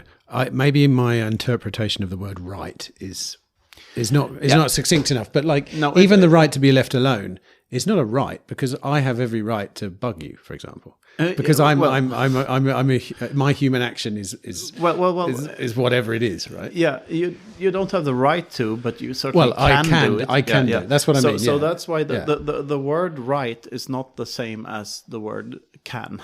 Like you can do. What is the word right then? What does it mean? Like, most people think of rights as something that somebody gives you, to a power that people give you, right? An ability that people bestow upon you, let's say. Yeah, and if this is the thing, if that right is not the right to be left alone, then the only right you have is the right to obey. Obey the law of rights. Yeah. Like, because it implies that something is imposed on you and not done with consent. So is the right to be left alone intrinsic as a human being? Then is that? I believe it is, and you can argue against that, but you can't argue against it without running into a logical contradiction somewhere. Right. So that's why I believe it is intrinsic. And you're free to believe whatever you want. That's your right. But again, I cannot say that you're not allowed to have an opposing view just because it's logically inconsistent. I can just point out that it's logically inconsistent. I was going to ask you earlier, do you have a preferred version of living? As in governance model, situation, like if you were to be able to create that kind of situation, what would your preferred version of it be, do you think? Well, a society where as many interactions between people were made with consent as possible, and as few were made coercively as possible. We're kind of living in that now, are we? I mean, a version of it. It's pretty good. In this room between you and me, we're completely living in that. So there's no one else here to stop us from doing what we're doing, and we're not violent against one another. So this is my preferred mode of being. And I wish that every interaction I had with every other human being I ever have was something akin to this. Do you think that in the future, people like us will amass together? Or not us specifically, but our kids and our grandkids, will they choose to amass together for that exact reason? I think they have better tools to do that. Like I said, social media, Zoom calls, and Bitcoin enables a lot of that. It enables us to interact with one another despite of borders, despite of what any third party thinks about it. So we already have the tools at hand to enable all of that. It's just like we're in the very, very early years of this, and we lack the imagination to see what it can do for us. What about the difference between your digital connections and your physical connections? How important is that? Not very. You think? I mean, I often say that I'm living the meme as opposed to living the dream. Because you can view interactions on the internet as fake or as not really real, but they are real. They're just as real as anything else. The computer is, as I said, it's just a tool to save us time because we don't have to do all the calculations involved to enable all of this other stuff. So when I talk to someone online, it's as real as if I was talking to them in real life. Of course, it's nice to meet people in flesh and blood and to do things and over a couple of beers, and when you know that, because the internet, if you have a discussion on Twitter and it's free for anyone to see what you're saying, you're going to conduct yourself differently than if you're in a private setting, just you and another person. And podcasting, like, interviews like these are somewhere in between those two, because while I think I have an open discussion with you about whatever here, I'm also aware that other people will listen to what I say, so maybe I'm more mindful with what I say, and maybe I would say something about someone that I wouldn't necessarily want everyone on earth to hear if we had well, we did that. If we didn't record. We spoke for half an hour before we started recording. Yes, and if you subscribe to my OnlyFans, you can get that content. But I think I differ with you there. I'm very much an in real life person, and I mean, this podcast is a good example. I find the reason we do all our interviews in person at cost, it's not cheap. No, I know. But I get a completely different experience because I tried one. I think I interviewed Daniel Prince during the pandemic online. Yeah, it may have listened to quite well. I don't really know, but my experience was terrible. I felt like I couldn't have a conversation. I felt like it was always question and answer. You know, I ask a question, I listen to the answer, and then and whereas when I'm in here, I'm jotting down what I think is going to happen next, and if it doesn't matter. We go somewhere else, and I find it much more fluid, and it's super important to me, and I actually think the same goes for all relationships, and I do actually think that in the future, I think the online world will manifest in quite a substantial way, as we can see that. It manifests in reality, and Bitcoin sort of enables that. That's one of the reasons I'm an advisor for the Orange Pill app, which is just about that, to enable the Bitcoin social layer and make Bitcoiners meet in real life. Because the bonds you make there are deeper and have a more the value is higher. But I still think like the internet is an excellent tool for finding the people that you want to meet in real life. Yeah, like being a Swedish, for lack of a better word, libertarian. Was very lonely. But I found out there's a lot in Prague, by the way. Yeah, exactly. Did you know they're that? all in Prague. I found out where all the Swedish libertarians are. They're all here. So have you met them all?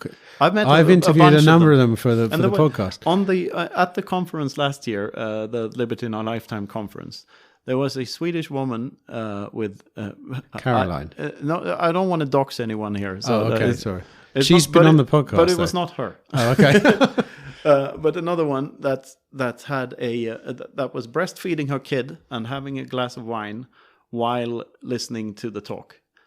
That would never have happened in Sweden, and it would never. A non-libertarian woman would never have figured out that that's a thing you can do, and it's okay. Well, I mean, I think the fact that there are so many Swedes here, and they have a pretty solid community. It's not just Swedes, but there's a lot of Swedes in the community. I think that proves my point to a degree that the borders of the future may even be the internet borders of today, and I'm talking about way in the future. And absolutely. I've we can never know for sure, but myself, and here's the problem with this thesis. Is I'm not doing it now. I believe that, but I'm not doing it now because I have a family rooted in a particular place and I don't want to disrupt them. However, the me of 18, 19, 20, 21 would definitely have done it. Yeah. And I would be that guy checking out anywhere in the world, settling down, So it's a few generations away, I think, quite a number of generations away actually. But I do think providing restriction of movement doesn't occur. But then again, the fight for freedom is a constant struggle everywhere. So it's in the long run, it's not as easy as just freedom-loving people will move to one jurisdiction and then that place will stay free forever. That's not how it works. Like, I have a bleak view of democracy in that sense, because I think it leads to totalitarianism eventually. And I think the internet and, especially fiat money on the internet. I mean, before the internet and before banking became digital, at least printing new dollar bills had a physical cost to it, any physical cost to it. Right now, it's cheaper to print a new dollar by just pressing a bunch of zeros and enter on a keyboard than it is to write the word dollar, to spell it out. If you spell the word dollar, you have to press 6 buttons, DOLLAR. But if you want to print a new dollar, you just press enter. So it's costlier to write the word dollar than it is to produce one. And eventually that leads to disaster, of course, because if money has no costliness to it, it has no value in the long run. So I think the birth of the internet and digital fiat currencies is just speeding up the process of governments becoming more and more bureaucratic and totalitarian. And also this ties into, like, when you have an election, like, there's another theory of mine. I think all human problems stem from people's wish for there to be a free lunch. That's the notion of heaven, is the wish for there to be a free lunch. People hate the fact that they are going to grow old and die at one point. And in doing so, they fail to realize that finality of life is the only thing that gives the time in between value, because it's scarce. All things that are valuable are somewhat scarce. That's why air doesn't have a price, because it's abundant. It's free for all. It's everywhere. So people are really, really, really want there to be a free lunch. And therefore, we view democracy as that's fix all, while people will vote for the politicians that tell them that there's a free lunch. And that is what leads us to disaster, because there's no free lunch and there's no free brunch. It's questionable if there is such a thing as a brunch at all. It's just a late breakfast, isn't it? But anyway, the free lunch paradox is like, so people will vote for the ice cream salesman when they really need the surgeon. You know what I mean? And therefore, they will vote for policies that you can prove using deductive reasoning alone do not work. You can prove that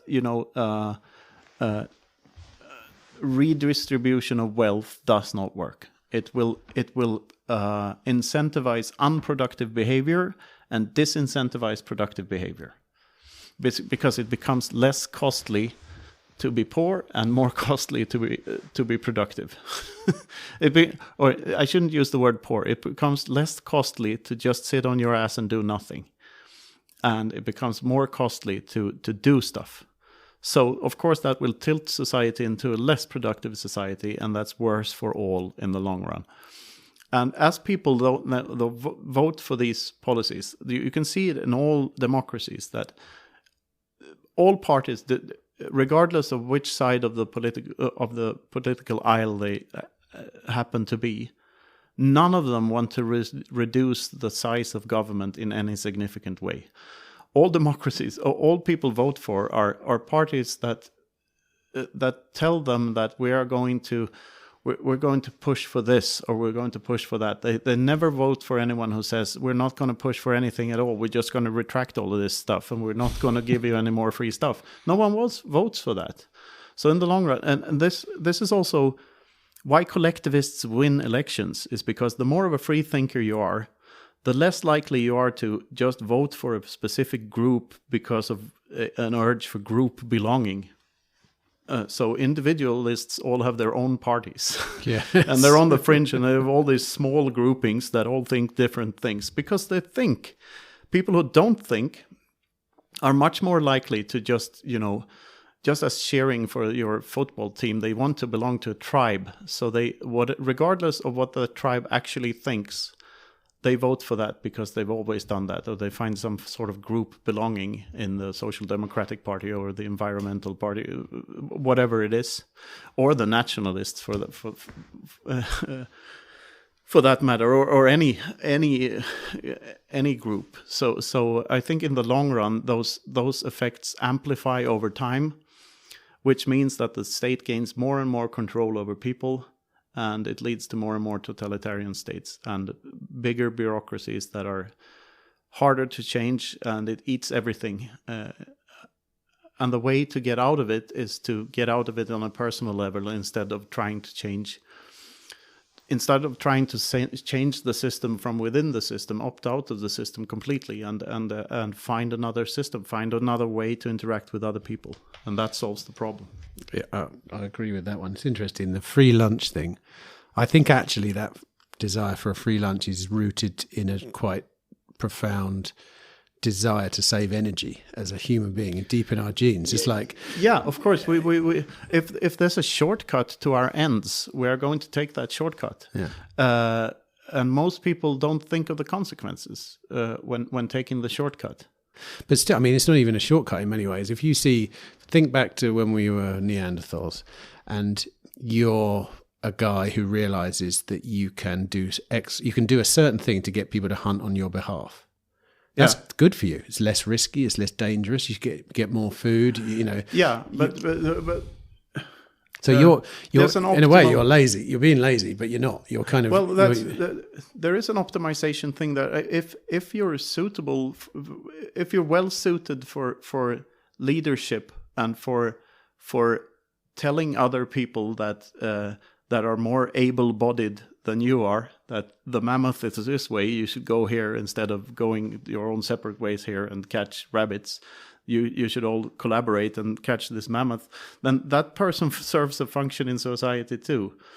The problems arise when that person is, when the system is set up in such a way so it's rigged for psychopaths to come into positions of power. And I think that stems back from the beginning of human society. Like whenever we invented ceremonial burial, you can see that if you look at it anthropologically, or whatever the word is, whenever civilizations come up with the notion of ceremonial burial, they expand their territory very fast. And why is that? It is because ceremonial burial implies that there's an afterlife. And if there's an afterlife, the psychopath on top can tell the 18-year-olds that you should go and kill the other tribe and take their stuff. And then you will receive 17 virgins in heaven or whatever. That's interesting. For the psychopath on top, all of these rituals that we engage in, regardless of its ceremonial burial or elections or the Eurovision Song Contest, it's a tool for them to reach their ends, which is always control over people. So, and to a certain extent, raping and pillaging other villages and taking their stuff and increasing the size of your civilization benefited the people within that civilization. As long as it keeps on expanding, it benefits people. But then when it becomes too big, it becomes corrupt, and it even inwards, and it collapses. And also it's true that just because something is good for a group of humans doesn't necessarily mean that thing is good for each individual in the group. I mean, a very, very bad system can become very, very big and powerful without the people in it necessarily living very fulfilling lives. And I think that was true for the Soviet Union. I think that was true for the Mongolian Empire. I think that was true for Rome. I think that is true for the US now. I think it's a very dysfunctional society. Can you argue, though, that Rome and America, I mean, I'm not sure about Mongolia because it depends how you rate life there, I know. Yeah. But can you say that that's a bad way to have a collective... I mean, arguably, these were great civilizations that rose that rose the living standards of everyone. Let me put it this way: what would you prefer, peace or war? Well, that's a difficult question. Even I when would you- prefer peace. Yeah. But war What is is that? What is that then? What is peace? Peace is being left alone, basically. Yeah, and that begs the follow-up question. Are you living in peace times now? On a personal level, Yeah. kind of. I mean, I still fight with my wife, and Yeah, but your relationship with the state and with the government, is that a peaceful relationship, or would you rather, if you had it your own way, would you like it to be something else than what it is? Well, I try my hardest to define my relationship with the state myself. Yeah. Like, for example, we already live in a remote house in Wales, basically. Yeah. For ostensibly, when I am digging the garden in my yard, planting things, the state has no control over me. No. Literally, like it has a projected force over me. But if I'm not thinking about it, it's not there. Yeah. Basically. But you're living your life in a manner that makes you more independent from the state. Of course. Because you don't like being meddled with, Sure. having your affairs meddled with. Exactly. So you're not doing the state relationship with consent. No, and then when I have to relate to them, I hate it. Like, let's rewind the clock to when fiat currencies were first introduced. Like,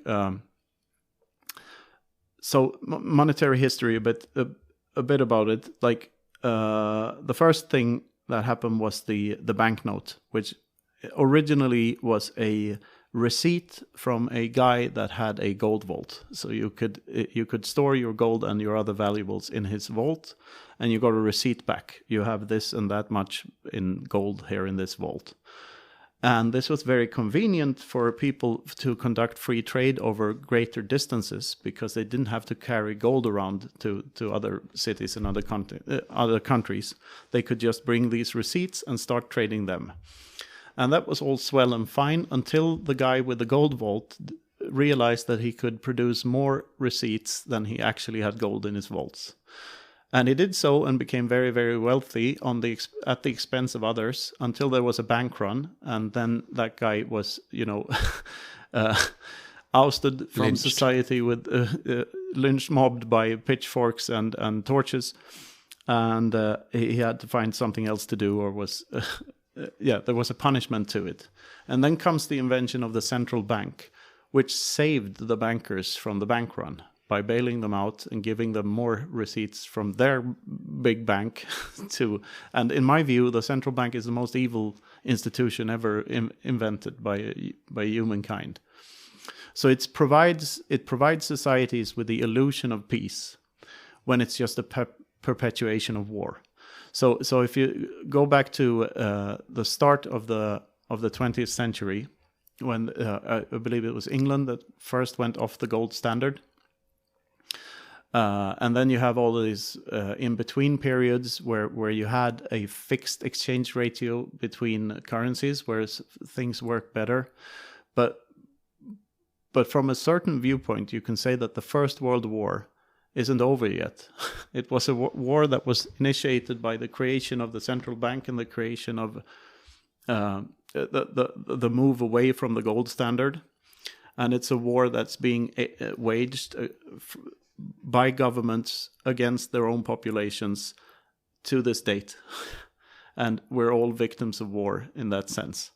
So because we're all forced to pay for something that we didn't even vote for, not even democracy applies. No one gets to democratically set central bank policies. So it's a very sneaky war, but that's what we're rebelling against here. That's like that's the ultimate enemy, the system that is perpetuating this state of, kidnapping that we all live in. And we all suffer from Stockholm syndrome because we think we need that in order to fund roads and stuff. And it's simply not true. Is the most prominent thing about the central bank the fact that it's a centralized authority as well, regardless of what it does? Yeah, but this is also a thing I don't like, but about the Bitcoin. Specifically or more broadly, the crypto community, is that this word decentralized gets thrown around like that's the goal. And in my view, decentralization is an unfortunate means to a greater end in Bitcoin, and Bitcoin specifically. So what decentralization does in Bitcoin is that it allows us to have a form of money without trust in third parties, in which everyone involved in the network can verify the rules and see that things are done properly. So it enables rules without rulers. That's what the decentralization does. It would be very much more convenient if there was just an entity that we could trust, if there was a central bank that was trustworthy and didn't print more money. Then we wouldn't need decentralization. But then this buzzword decentralization has been captured by all these other actors that think that that's an end in itself. And it's not. Like, a free market is a network of information and hierarchies. It needs to be hierarchical. People need to have there needs to be differences in how much money people have and how much power people have, because it needs to reward productive behavior and disreward unproductive behavior. So that's why we have the differences. Without the differences, everything would be very, very bleak and everyone would be very, very poor. Isn't the point of decentralization just to remove the human element in decision making? Yes, but it's only necessary for money. Sorry, I'm wrong. What I meant was the individual human from making a decision. Yeah. Like decentralization's superpower is that it allows to look at the market and find out what actually people want, because they're all voting on it constantly. Yeah, with their action, say. Yeah, but democracy is not decentralized. No, but you know what I mean. I don't mean voting as in. Yeah. I mean a decentralized network like Bitcoin. Yeah. Like this goes for, say, the people that say Bitcoin uses too much energy, for example. It's like, well, obviously not. Bitcoin uses the exact right amount of energy because people are voluntarily using the energy. Yeah. Like, so there's the decentralization of the decision making being made for you. You know, I would say it's the best word for the energy usage in Bitcoin. I would say it's sacrificing energy. So you're sacrificing energy in order to get a piece of the world's only digital pie. So I think that has negative connotations, though, sacrificing. Yeah, it does. Because I don't think of it as a sacrifice. And energy in a sense, like, and this goes back to that thing you said about what decisions are we making based on something we don't yet know, like your wheel thing. Yeah. And one of those is abundant energy. Like, we're making all these decisions based on like a finite energy. Energy is already abundant. That's what I mean. What's not abundant is the ability to harness that energy at a certain specific point in space-time. Right. That is one of those things, because imagine the decision-making process if you didn't have to think, oh, am I using up all the world's energy? Or should I dry my clothes today? Or which a lot of people do. A lot of people don't. Yeah, brainwashed. Yeah, exactly. But you know, people think energy is finite. That's the general prevailing meme at the moment. Most people think, saving energy is a good idea. Most Bitcoiners think using energy is a good idea because it incentivizes finding more better ways to. Yeah, but they got the correlation wrong though. Like, energy usage in itself is not necessarily a positive thing. I mean, if the energy is used for, I mean, good and bad is subjective. But just saying that more energy usage equals more civilization is simply not true. There is a correlation. There is a correlation, but it is like, it's not the, I mean, a very uncivilized society can also use up enormous amounts of energy, like China, or even the EU at this point. Like using up more energy is not necessarily tied to it's true that you can let's put it this way. It's true that you cannot have a more advanced civilization without more energy usage, But the reverse is not true. It's not true that just using up a lot of energy is leading to a better civilization. You can view it as this, like if I dig a hole in my backyard that no one asked, that serves no purpose, that will require me to expend a lot of energy. But for what? So fiat currency is like... People don't necessarily do that. That's well, they do. Hence the correlation. The correlation... But what I'm trying to get at is that fiat currency does incentivize us to use energy for arbitrary things that aren't productive and do not get people any closer to their desired ends. So fiat currency is like a drug. It's like who said this? It was Angelo Summers in a conversation I had on the pod. I love the analogy. Imagine a person on fiat is like a person on crystal meth. So they might go out into the backyard and dig a deep hole, all stoned, and they don't know why. and then they look at it and they say, "Oh, look at this massive hole I dug." And it's the same thing with the roads. Like, look at this fantastic road that we built out to the middle of nowhere here, or this new train track or whatever. That looks fancy and big and like, oh, thank God for the government that we have them to build all these fantastic projects. That we have no way of knowing if they were necessary or not in the first place.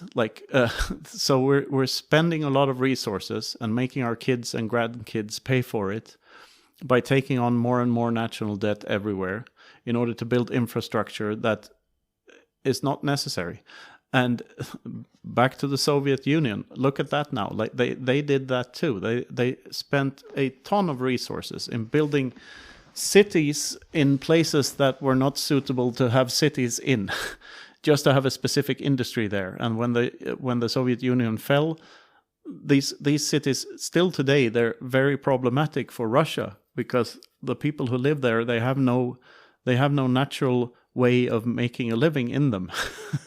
Because they're so far off from a river or land suitable for agriculture or anything like that. That organic cities are built around always. So this central planning thing leads to spending for spending's sake, and which does not correlate with a more civilized society. Talking about central planning. Do you think there's a place? Like, I think central planning is there are merits to it at certain scales. Of course, a family, for instance. Yeah, exactly. So is that where it ends? Is that why central planning is even a thing? Because it's an innate response inside humans to want to plan on a small scale, and people just get confused. And people think that they can somehow. This is where all these ideas stem from, that we need to centrally plan stuff. Is that people think that a small committee of people can make better decisions than the free market can. And of course they can't, because the free market is just the exchange of information between all the human brains. So it sort of connects all the human brains according to each one's means and desires. And a central planner can never do that. All they can do is fuck up the process so that it becomes less productive in the end. How do we end up here then? If central planning is so wrong, we ended up here despite central planning, not because of it. So all the good things we have are because of the part of civilization that is the free market. And all of the things that the state does, and all of the centralized planning is hindering that process and not helping it. But that process of the free market is so powerful, so that it can bring us all of this abundant stuff anyway. I know a lot of people who think that they know better than other people, right? You know that person, right? Yeah. They're not bad people. They're very well meaning, but they, for me at least, in many cases, are the problem. And central planning is that same thing. Yeah. I know what's better for you. Yeah. Right. Where does that come from? I'd like to quote Isaac Asimov, if I may. Go ahead. My favorite quote of all time. People who think they know everything are of a great nuisance to those of us who do. I'm not even saying they know everything. I'm just saying that they think they know what's best for you. It's almost like it's a misunderstanding of people. It's basically thinking, I think or feel this, therefore everyone else must be. Yeah. I apply it to others. The tool to get people to be that way is fear. So when there's fear of some sort of enemy, then you can fool people into thinking that they must think things. So in the past, that was usually a foreign power. We have to build this big military complex because otherwise this other nation will invade us. And today, it's invisible enemies like climate change, like viruses, like terrorism, like drugs, all of this stuff. We have to wage war on all of these things. And what people don't see is that is the tool that these psychopaths on top use to make us into docile sheep that don't think for themselves. So if there's an invisible enemy, and so everyone's, I think most people think at their core that other people should be able to live their lives in whatever way they want and be free. But if there's a hidden threat in that, like if people are free to do whatever they want, then we destroy the climate. Then that priority becomes more important to people. So no, we can't have that. We must save the planet. They think there's a threat, and therefore all these politicized movements happen. But at its core, it's about control. It's about instilling fear in people so that we engage in behaviors that are completely unnecessary and don't help us nor the planet forward. Because like for environmentalism, for instance, like we're trying to fix cancer with a Band-Aid. I'm not saying anything about the validity of the climate science at all here. That's a very important point to make. So I'm not a climate scientist, so I don't know the extent of the problem. I don't know to which humans are the cause of the problem.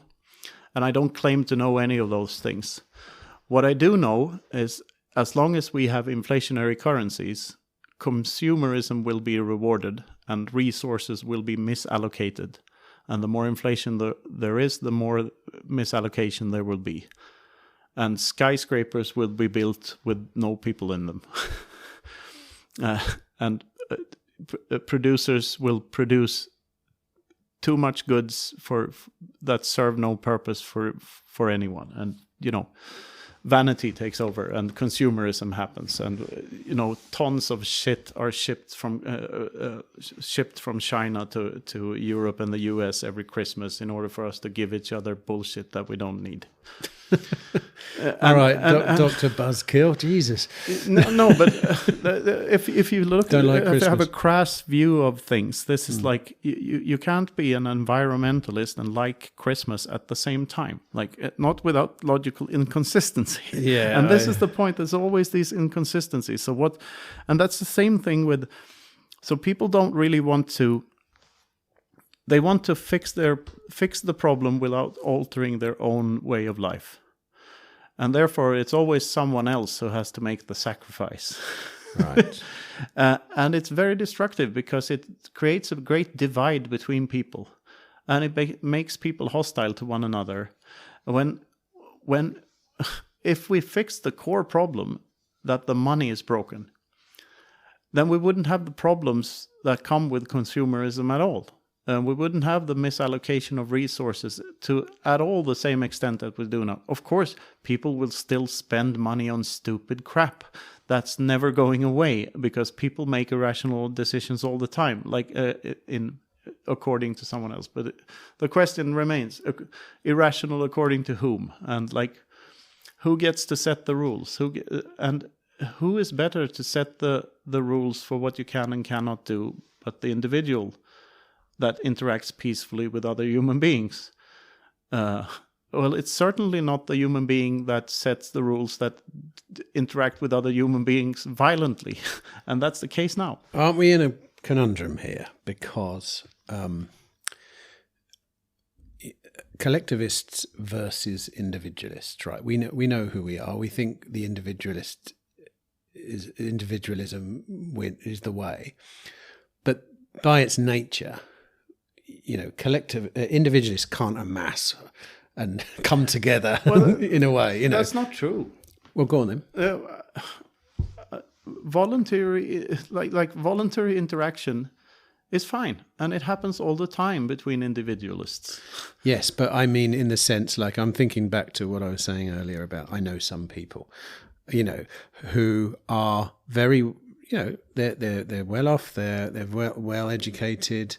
But they are collectivists at heart. They maybe don't know it. But what that means is, when they disagree with me, they have a much higher propensity to want to tell me how to do it. Yeah. Whereas I don't at all. Like if someone disagrees with me, I couldn't care less. Yeah. Exactly. So, but that doesn't make for a very good battle, because you end up having to. Of course not. It's just. Do you know what I mean? Yes, and I'd say public schooling is to blame for a lot of this arrogance, like the arrogance of the universities and the intellectuals is just mind blowing, because the intellectuals I don't want to put everyone in the same basket here, but let's say the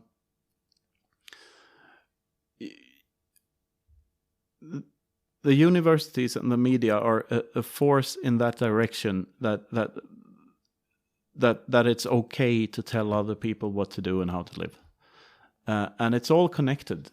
And the root cause of all of these problems are also the money, because how are the universities financed? How are these things? How do they connect? What are the forces at play, and why do things become the way they are? Like, what is leading people to become more and more childlike in their decision making? How does fiat currency relate to that, though? That particular thing, like, how does fiat currency mean that institutions of education are corrupted? Well, fiat currency enables the government to grow to ridiculous proportions without anyone ever knowing that they've been duped. So we think that the taxes we pay are what funds the government, but it's simply not true. It's also the inflation, and to a larger extent. And that problems. So you have. And once an institution is in place, it's very hard to break it up again and to just tell people that we don't need you anymore. So it grows like a cancer everywhere, and it gets more and more influential over other people's decision making, including education. You mean? So education, absolutely, because like. In traditional academia, you get rewarded for the wrong things, basically. You don't necessarily get rewarded for truth seeking. You get rewarded for attention seeking, like everywhere else, just within those circles. And if you can present a scientific theory, quote unquote scientific theory, that is in line with whatever the governments and the big corporations, now I sound like a conspiracy theorist, but anyway, that is in line with what suits their ends, then that theory has a higher likelihood of being funded and being promoted by them. But what if we're on a hard money standard then, or a Bitcoin standard? Yeah. Why does that necessarily mean? What happens if truth isn't funded on a Bitcoin standard? Like, why would someone fund truth on a Bitcoin standard? As opposed to funding whatever the government wants, the central authority wants. Well, that's a great question, but but I think it's looking at the problem from the wrong angle in a sense. Okay. Because if people are freer to save up money and live within their means and not live in this world where everyone has to take on a huge mortgage and buy more shit in order to just not lose value over time.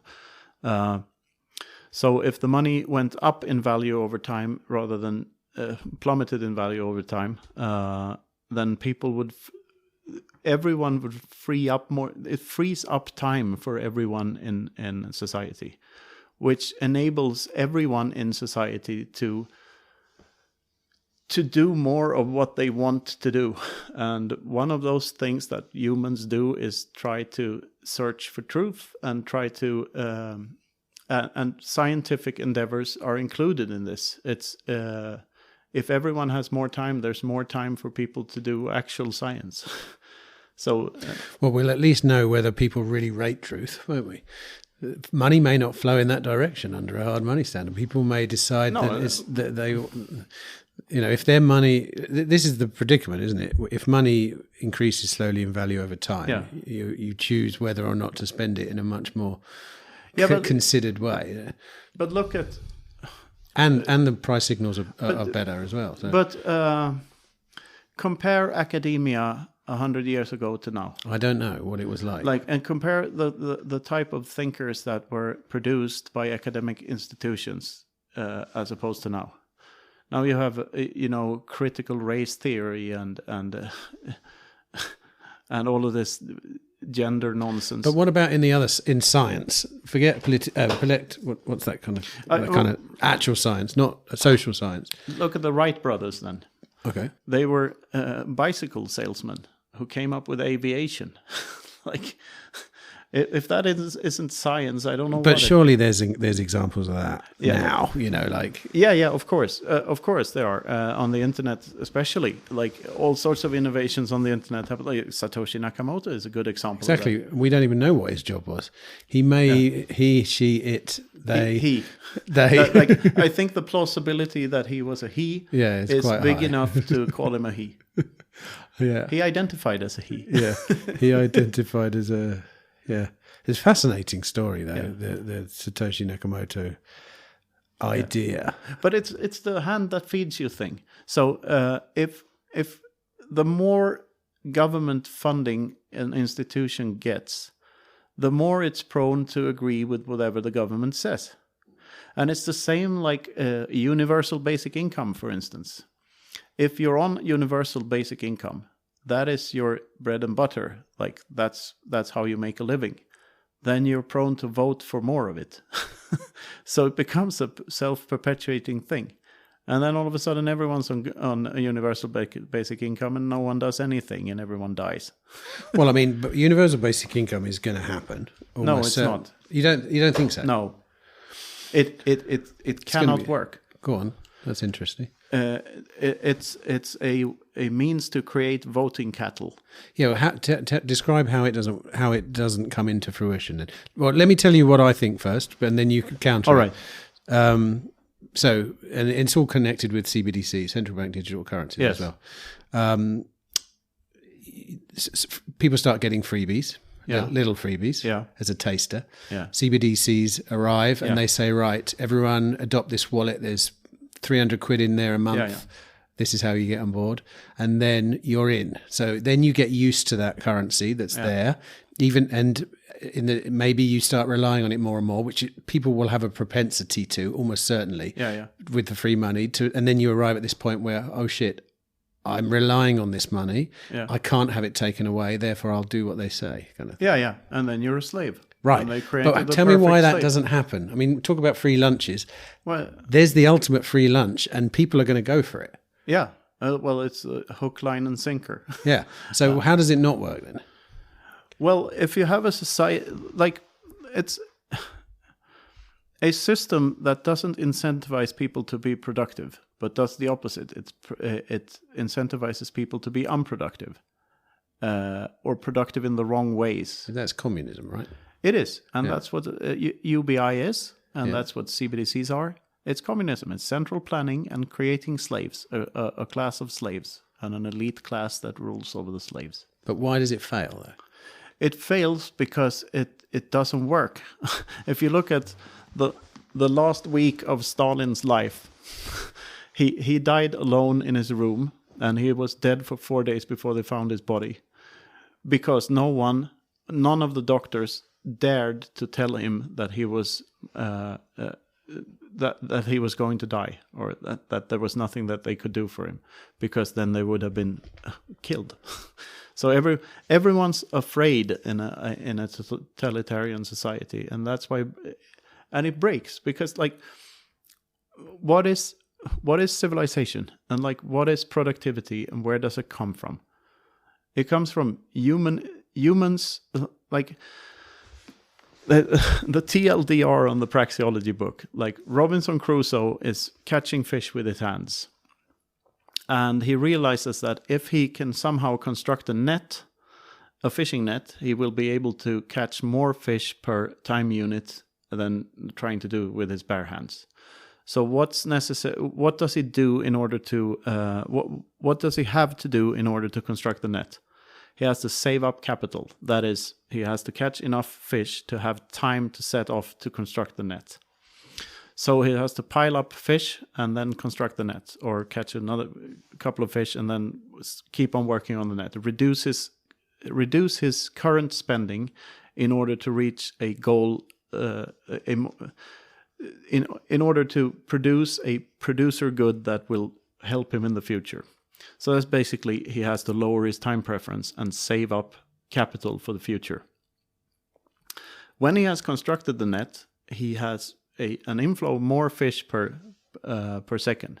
Friday, on the other hand, is chasing rabbits in the forest with his hands. And that's very cumbersome, and he doesn't catch very many rabbits per time unit. He realizes that if he can save up capital, lower his time preference, and construct a spear, he can catch more rabbits per time unit. So they both do that, and they trade rabbits for fish with one another, enabling one another to make these things come into fruition faster. Now, that's how the free market works. We lower our time preference, save up capital, and trade with one another. And when we do, we get the division of labor, which means that if I'm better at catching fish and Friday is better at catching rabbits, then that's what we should do, because the net outcome will be more rabbits and more fish for both of us. And this is where Ricardo's law comes in, which says that if a certain segment of the population is better at producing two goods, and say countries for sake of the ease of the argument. So say a country A is better at producing good one but not good two, and the other country is better at producing good two and not good one. Then it's obvious that country B should produce good 2 and country A should produce good 1. But if country A is better at producing both goods than country B, then the division of labor still works, because it's still the net outcome of both goods will still be higher if country A produces good 1 and country B produces good 2. Because the total amount of output is higher. So this is what the division of labor does. And on a massive scale, where there are millions of people or even billions of people doing this and specializing and in producing whatever they're best at producing, we get the highest number of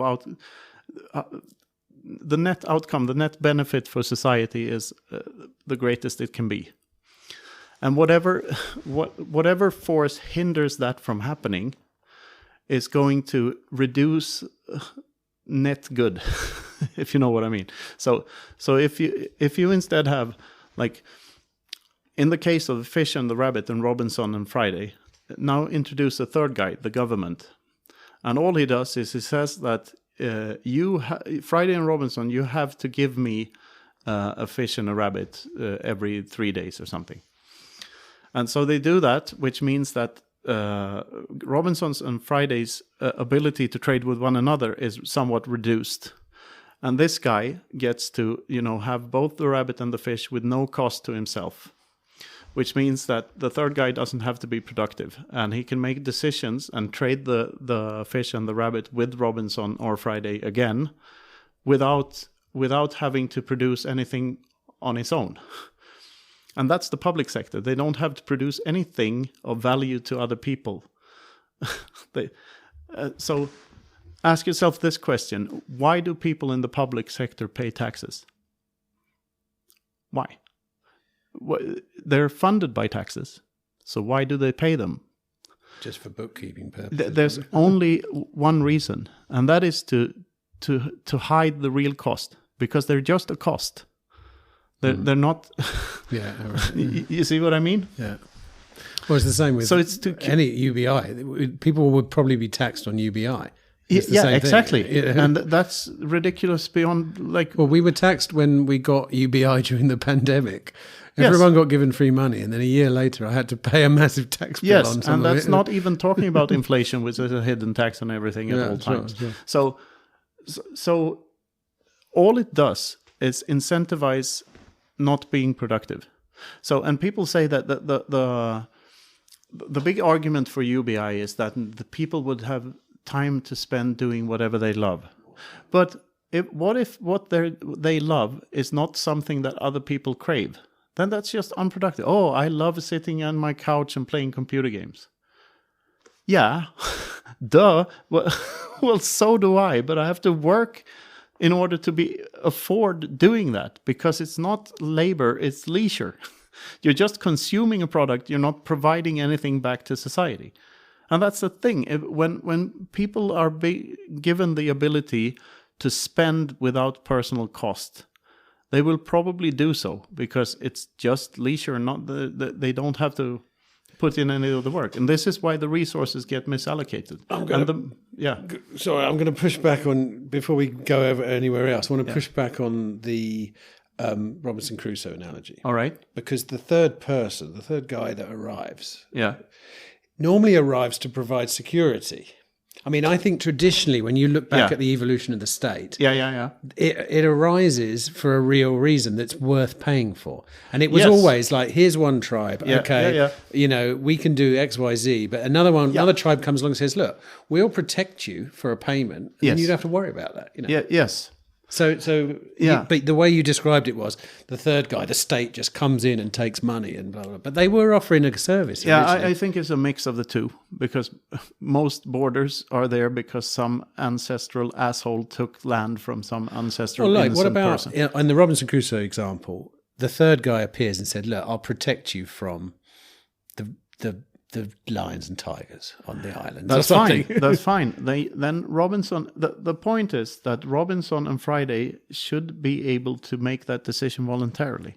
Do they want that insurance policy or not?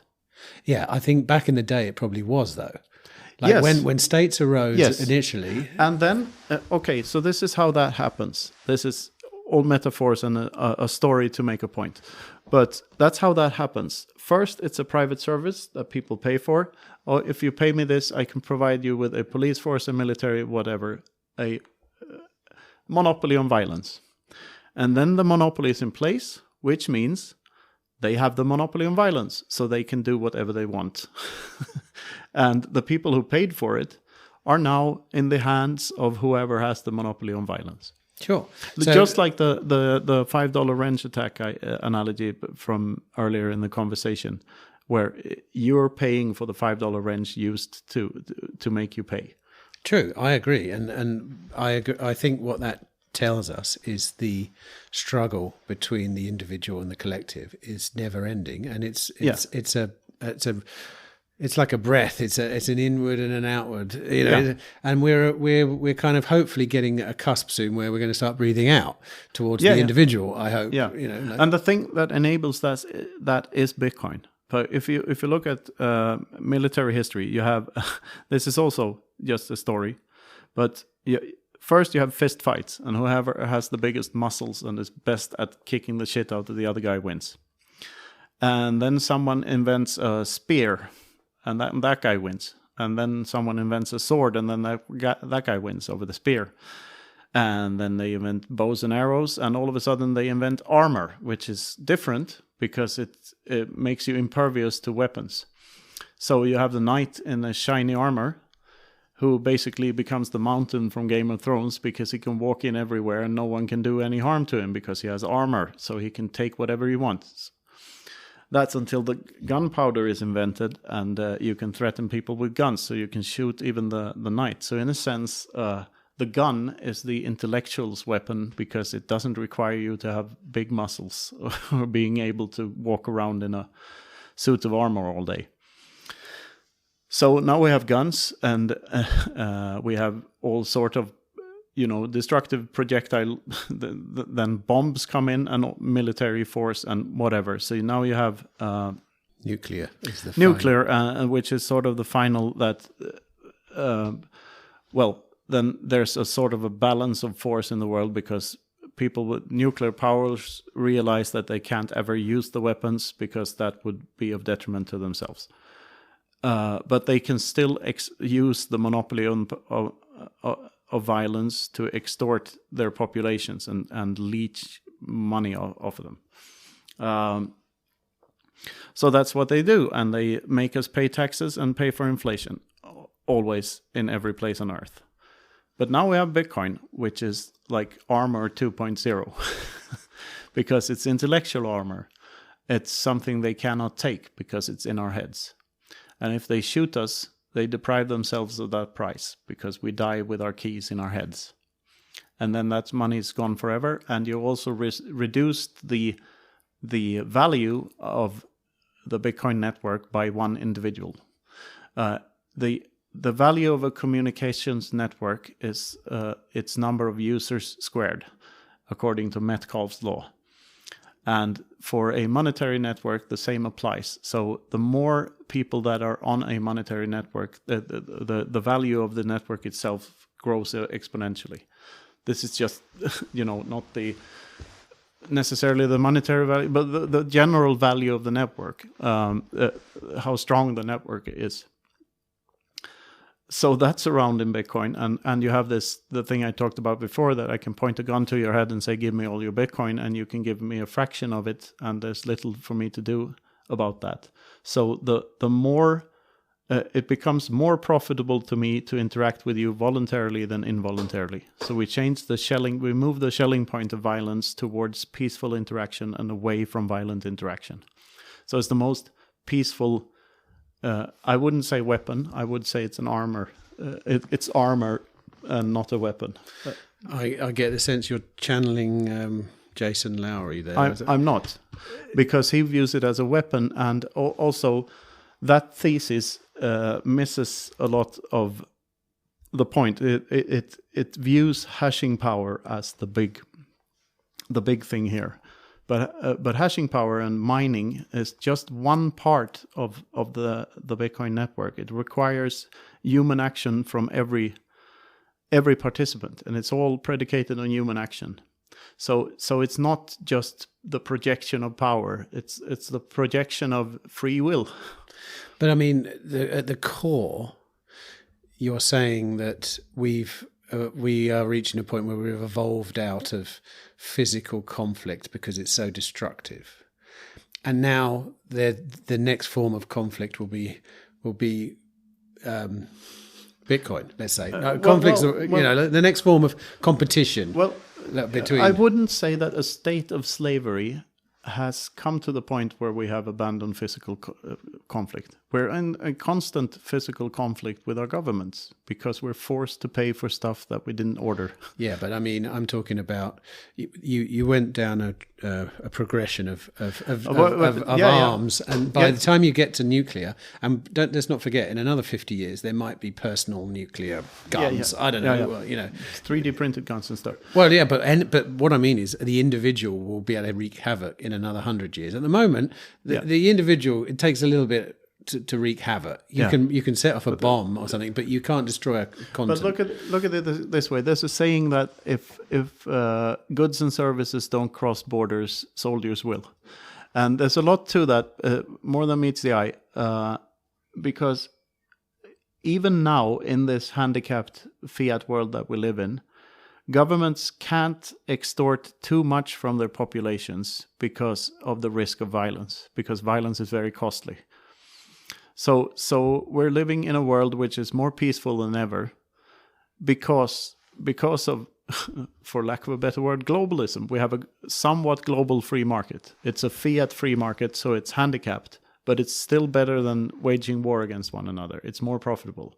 And Bitcoin is just that on steroids, because it provides us with a global free market that based around sound money and truth, and they all exist in our heads.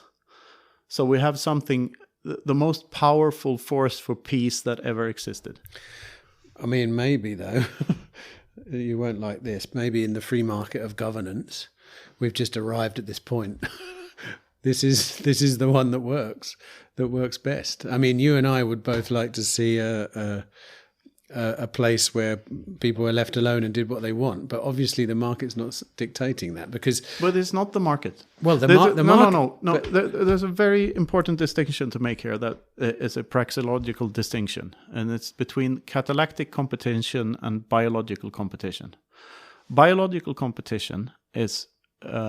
And this is also, Bitcoin provides us with a third layer. I'm coming to a kicker here. So biological competition is winner takes all, law of the jungle. Whoever has the biggest claws and fangs wins. Yeah. Catalactic competition is free market competition, which in the end is good for every participant, because we compete with each other on the free market, providing others with goods and services that they crave. And whoever can produce the best good at the lowest cost, or the best service at the lowest cost, and that is easily accessible to people, wins. So we get lower and lower prices and more advanced goods and better and more abundant stuff everywhere. So that's free market competition. I suppose what I mean though is the state arises and becomes what it is because people let it. It's not entirely true to a certain extent. But if you're forced, if you're facing the barrel of a gun, it's not that you let it happen. You do it. That's the difference. You could revolt. Yeah, but there's a cost attached to that. Yeah, true. So that's the difference between voluntary and consensual, which is why I call myself a consensualist rather than a voluntarist. I changed that because there's a subtle difference between the words. You can point a gun at my head, say me, give me all your money, and I can voluntarily give it up to you. But I'm not doing that with consent. Mm. So there's a difference. And with government, it's always you do it voluntarily, but it's not with consent. Going back. So let me just do the third thing. All right. Because when we have absolutely sound money that lives in your head and can be teleported anywhere on Earth without anyone being able to do anything about it, and is censorship resistant and peer-to-peer and all of these beautiful things, that means that money will probably go up in value in comparison to everything else on Earth forever, which is a very weird thought to wrap around your head. And it's not only because it's absolutely finite, it's also that in the long run it's deflationary, because more Bitcoins will be lost than new ones mined. So it will be scarcer and scarcer, and therefore, supply and demand, the supply shrinks, the demand grows, or even if the demand stays the same, when we're on sort of top of the adoption S-curve, supply still shrinks because Bitcoins will be lost. What this means is that we're now all have an incentive to lower our time preference, increasing the scarcity of the Bitcoins that are left on the market even further. And we also have an incentive to help one another. Me as a Bitcoiner and you as a Bitcoiner have an absolute incentive to help one another, because in helping other Bitcoiners succeed, we help the entire network succeed. And in helping Bitcoin succeed, we help other Bitcoiners succeed. So we're incentivized to not only engage in free market competition, but actual collaboration. And this is so fascinating, because I've seen this from the inside while working as an advisor for various Bitcoin companies and being like in these different things. And it's a relatively new phenomenon, I feel, that these Bitcoin companies that are really not in it for the fiat gains, but in it for Bitcoin, they want other Bitcoin companies that are legit to succeed too. So we're just incentivized to help one another. So, for instance, my podcast is featured on the Fountain app, and Fountain app gets the benefit of me being on Fountain app. And, you know, all maybe a lame example, but all of these companies are incentivized to help one another succeed in a way that is even beyond catalactics, is even better than just a free market. Even though a free market is an extremely efficient and very good thing. So now we have even more incentive to collaborate than to fight one another. Going back to the progression of arms and why Bitcoin then becomes an important strategy, in like world peace, for want of a better word. I don't know. I think I did listen to Jason Lowry speak on a podcast, I think. Mm-hmm. And I don't know whether he said this, but it did strike a chord with me. He was talking about the evolution of arms and competition. In a similar vein, I suspect. Yeah, and he talked about, you know, examples in nature which are really compelling, such as the evolution of horns or like antlers, for example, being something that are a way to hurt your opponent. But you don't want your ways of competing to destroy both participants or too many participants. No. So the antlers just grow oversized, and then the antlers themselves become a symbol of your power. And then you can just judge someone based on work. Right, exactly. Yeah. The antlers are proof of work to a potential mate for the buck. Right. That this buck is... Is that what Bitcoin becomes? It becomes the symbol which you then rate power on. In a way, but I wouldn't call it power, because like the whole notion of it being a weapon in any shape or form is just... Well, power isn't necessarily a weapon. Power is just power. Like the ability, for example, you owning 500 bitcoins, and someone else owning 10 bitcoins. That you have a symbol of power if you can prove that you own those. But bitcoins. It's not power. It's like, this is why this is an important distinction. It's only power if it gives me the power to forcefully take something from other people, which Bitcoin does not. It only enables me to trade my Bitcoins for other people's goods and services. It cannot be used as a force against another person. It's impossible. You cannot forcefully take something just because you have a lot of Bitcoin. Like, you cannot be a fiat billionaire can rent seek in all sorts of ways and get cheaper interest rates and lower interest rates for his mortgages and just leverage the whole system, rig markets and you know, do whale stuff like pump and dump schemes and all sorts of stuff. You can leverage the fiat in a way that you simply cannot do with Bitcoins, because the only way to use Bitcoins is to spend them and thereby exchanging them for a good or service from another person. Yeah, but that could be to pay someone to rob someone of their bitcoins. Yes, but it's very hard to rob someone of their bitcoins. As I said, it's much easier to then pay someone to rob someone of their house or their car. Or I actually disagree with that one.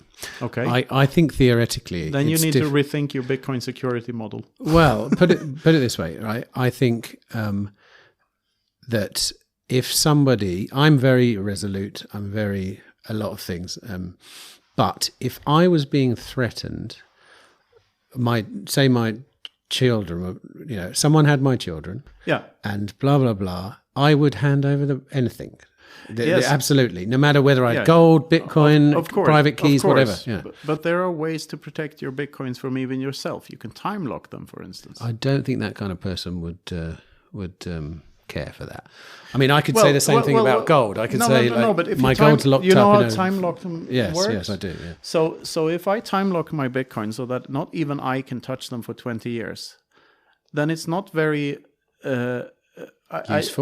useful for someone to No, I mean for you, for 20 years. For me, it's extremely useful. It provides me with an insurance policy for the future that is extremely robust and will be there at that time. Okay, but it's a risky strategy too, because you're basically, it's like you're paying yourself an interest rate on that, aren't you? Yeah, you're deciding how much is it worth. This is another praxeological insight. Another one that reminds me of this stuff. Money is never idle.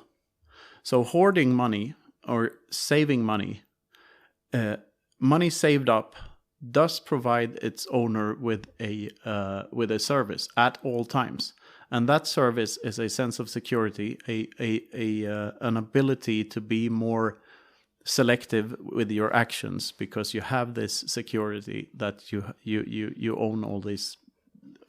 You own this pile of money, so it enables us to do a lot of things. So money is never idle, and two, money is never in circulation. It always belongs to someone. So they're in someone's possession, and someone owns them at all times. But so money is not this static thing. It's always providing someone with a service, at least. And the same is true for Bitcoin. If you time lock your Bitcoin, they are not, unused up until that point. They are providing you with a service. They are providing you with the knowledge that you will be able to use them when they're finally unlocked. How do you think that particular example would hold up in a situation where the government insists everyone hand in their Bitcoin? What was it, like they did with gold? How the 6102? Yeah. How do you think? Purely speculation here, because it's an interesting conundrum. Yeah. Say you had done that, you've set up a smart contract or whatever it is to time lock your Bitcoin for 20 years, and the government says everyone hand in your Bitcoin. What do you think would happen in a court in that situation? Because what can they do? No one can do anything, but they could say you are withholding your Bitcoin from us. I suppose you could hand over the private keys, couldn't you? Yeah. And then they'd get them in 20 years. But in order for any of this to happen, they need to know that I have them in the first place. I know. It's a hypothetical question, though. They know. They know you've got them. Okay. Yeah, then good luck. Like the Morgan Freeman gif from The Dark Knight. Like, good luck. If that ever if ever you were living under a government that required your Bitcoin, I take it you'd just move to another jurisdiction. Probably. I'm unsure what I would do and when. Do you think that's going to happen? No. Really? You're an optimist, aren't you? You think game theory will solve that problem? I do. Because, and look at this way, it may happen once or twice, but the court itself and every individual in it will have a greater knowledge of Bitcoin after the trial has happened. And every person in government that has acquired enough knowledge about Bitcoin to conduct such a scheme will have to have done their homework and will know what Bitcoin is. And the likelihood that they will also become one of us is higher than them becoming the enemy. And this is also why, I don't believe nation states can own Bitcoin. How could a government is just a bunch of people that decided to do something and decided to use force to do it. But it's, in the end, it's made up of individuals. So, and hearkening back to the, ownership, possession, and just keeping a secret, a government cannot hold Bitcoin. Some guy holds the Bitcoin. And some guy can do whatever some guy wants to do. And some guy can just run away with the money or send it to Australia or whatever. That's not necessarily true, because I would imagine most government setups will be a 25 multi-sig something or other. Really? Okay. In the end. Let's dissect that. Go on. That would require a government made up of people that know how to do that in a secure way. Yeah, in the future. Maybe not 25. But no, the trade-off is still there. There's a trade-off between security and convenience here. And that trade-off is much more complicated than people... If Luke Dash Jr. can't hold his private keys, then how could a government do it? I think he actually overthunk it, or whatever the word is. Yeah. Well, the point is that the technical knowledge required to actually do a multi-sig setup that works. Of course, these things will be easier in the future. Yeah, and different. But, you know, if, say, you have a government of 349 people, like that's the Swedish parliament. I think they're 349. And you would require 175 versus 174 multi-sig vote for using the Bitcoin too. Like the likelihood, regardless of how they make the setup, in the end, it makes, you know, dishonest behavior and coercive behavior and using force harder and not easier. Because it's very easy to use force now, and that's what everyone misses in this $5 wrench or, you know, weapon or Second Amendment narrative, is that we're living in a system where violent coercion is easy for those that have the power to do it, and with Bitcoin it becomes immensely. It becomes very much harder. Like I'm rethinking the government owning Bitcoin thing, and I now disagree, but for a different reason. I think you could look at it in the same sense that those kind of systems exist now. Like the Chancellor of the Exchequer is not running off with hundreds of millions of dollars, even though he probably could. And I don't think that. I think the same will be true if there were big. No, but not hundreds of millions. Mm-hmm. Yeah, they do. There's nepotism happening, and there's. Yeah, what about the Panama Papers and the Cayman Islands? Well, then I suspect that would also happen with Bitcoin. It would be a lot easier to track it with Bitcoin and see what happened to it. Well, yeah. Only if you know who has it. Like, but tracking Bitcoin is not as easy as people think. And these chain analysis firms, for instance, they're closed source software, and they refuse to disclose how they do what they do, and it's not as easy as people think. And especially with like coin joins and the Lightning Network and all of this stuff, it's not as easy as people think. And just like, okay, you buy your Bitcoins off an exchange, you never move them, you're KYC'd up your ass, and the second you move them, that exchange will know exactly what you did with your money. Each step that those Bitcoins take, even if you just move them to another of your own hardware wallets, no one can know that you didn't move them to another person. Like, how do you even prove that you own the Bitcoin? There's no way of proving that other than to use the private key. And they have to be absolutely sure that you have the private key, or you can just use the boating accident excuse. I mean, my main point is that stuff like this will be harder and not easier on a Bitcoin standard. We have to compare apples to apples and oranges to oranges here. Yeah, I think you're probably right in that sense. I'm a bit loathed to subscribe sometimes to the Bitcoin fixes this thing because I think it's very general, and I agree. It doesn't fix it within this generation. It takes like 40 generations down the line, the problems will be fixed, probably, but not now. And like we're approaching most of these problems with the lens of a person living in the here and now, and in this year and in this century. So we're seeing everything from the lens of a person that has never known anything else than fiat currency. We're seeing this from a perspective of a fish in a fishbowl, unaware of the fishbowl.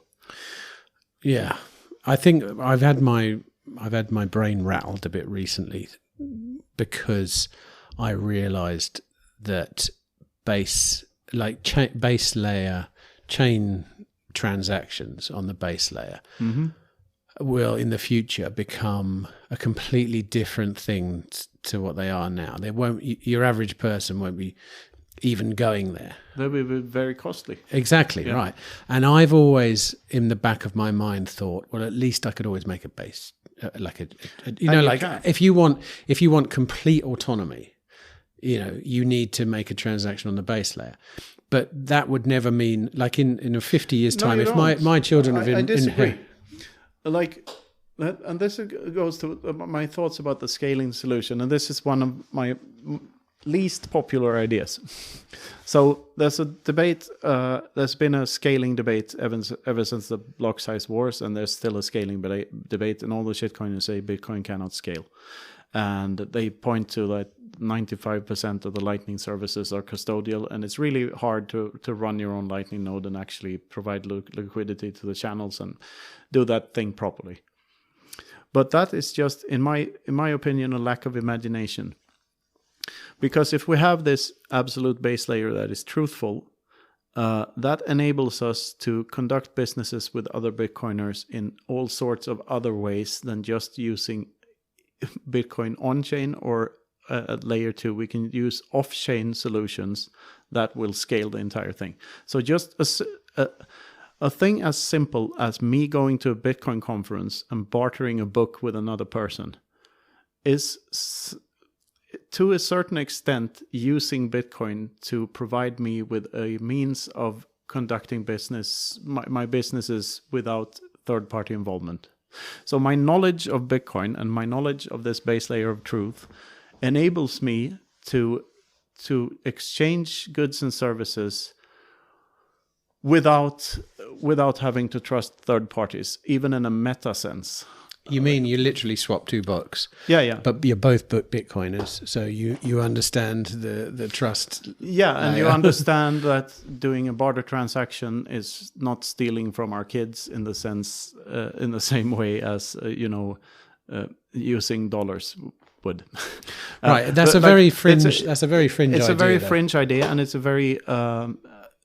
There's more to it though, because I think this whole notion of microtransactions and that is some sort of important thing for the future, I think that's completely backwards, because microtransactions, in my view, are a very, very fiat-y thing. So paying a euro for going to the bathroom in the central station is, to me, a peak fiat. So look at it this way.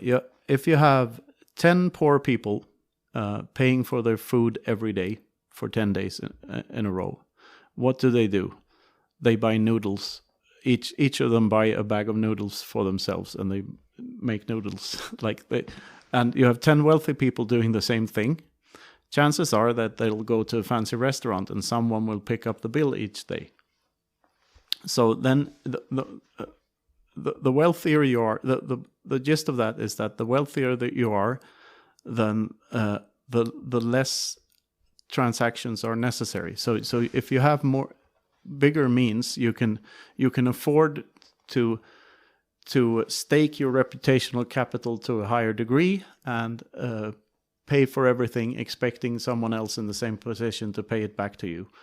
And as number goes up and Bitcoin becomes more valuable, it sort of removes the incentive for us to make all these small transactions. And that is not only because of this, because we get richer in general, it's also because of this: should I buy this piece of crap, or should I just not spend and cling on to my Bitcoins? So you lose the velocity of money, but the velocity of money is a very Keynesian metric anyway. What's missing from that theory, the theory is that every time a $100 bill is used for a good or service, then that good or service is added to the overall economy, and therefore we need inflation to make that happen a lot of times. What it discards is that it also incentivizes us to produce goods for producing goods' sake that no one ever asked for, and therefore on a Bitcoin standard, you don't have as many transactions, but when you actually do a transaction, it gives you a good or a service of a higher quality. What happens in a coffee shop though, where I put someone's buying a Starbucks? Yeah, I think look at it this way: if the entire chain of goods and services, back and forth from the coffee shop, if everyone in that is a Bitcoiner, that means that they have, you have to take the entire economy into account here, because the easier it is to make economic calculation, and the easier it's the more well-oiled the economy is, the more the cost of everything drops. And that's even true in this fiat world, where look at computers, for instance. They are obviously deflationary. Computing power has gone down in price, even in fiat terms, over time. Moore's law. The cost per megabyte is just dropping in half at certain intervals. So the very notion that we would be less productive just because we have deflation, it's simply not true. It's just a shift from quantity to quality, and the costs of everything in Bitcoin terms will go down. And towards the point, there's a book called Zero Marginal Cost, and that's where, in a well-oiled market economy, that's where everything is headed, because the costs of production and the costs of transportation go down always. And the better the economy function, the more that is true. So it leads to more and more free stuff, and not, Go back to the coffee shops. Yeah. You're either saying that it's going to become so automated that coffee is free, or you're going to say someone's working on a proviso that someone else is going to pay their wages. Compare it to the internet economy, the attention economy. So for me, in order for me to make my YouTube channel so big that I can eventually get sponsorship later, I will first have to get the attention of others. So I sacrifice time and effort in order to get attention and not money. Money comes later down the line. The same can be true for the coffee shop, in the sense that the coffee shop owner may have something else for sale, and it may make sense for him to give out free coffee to Bitcoiners in order to sell this other thing at a later date. But the other thing being something more valuable. Yeah, being a bigger something of bigger economic value, and like the whole thing is like, have you seen the Zeitgeist movies? Yes. Yeah, I think they were very good in dissecting what the problem was with organized religion and organized Keynesian economics. The thing that they don't do very well is provide a solution that it actually works. So I forget what the solution was. The solution is just this Venus Project futuristic world where money doesn't exist and everyone's just happy. I didn't see this. That was the second one, was it? I think I watched the first one. Well, they're basically the same. There are 3 of them, and they're basically the same. Okay. So they're missing a chapter, in my view, because I know what's wrong with religion. I know what's wrong with money. I view them as different aspects of the same thing. I think democracy is sort of a religion too. Anyway, that's another part of the rabbit hole. Where I'm getting at is, in order to get to this world where we have free, abundant stuff, or very, very cheap, abundant stuff everywhere, we need perfect, damn near perfect money to enable that. And now we got that. So we're on our way to that world where people are just friendlier and willing to risk their reputational capital more towards one another, and use other means of exchanging goods and services than just money. So I think there's something to that. It's very far off in the future, and I know the idea is pretty wild. But I suppose it's too far off in the future for me. And I'm going back to the barista working in a coffee shop again. It's not even his coffee shop, but the owner of the coffee shop knows that some people like to get served by a barista, not an android. So you've got to pay that barista. Yeah. And you're saying he's more likely to pay the barista as part of the service. It might be worth it. I'm saying that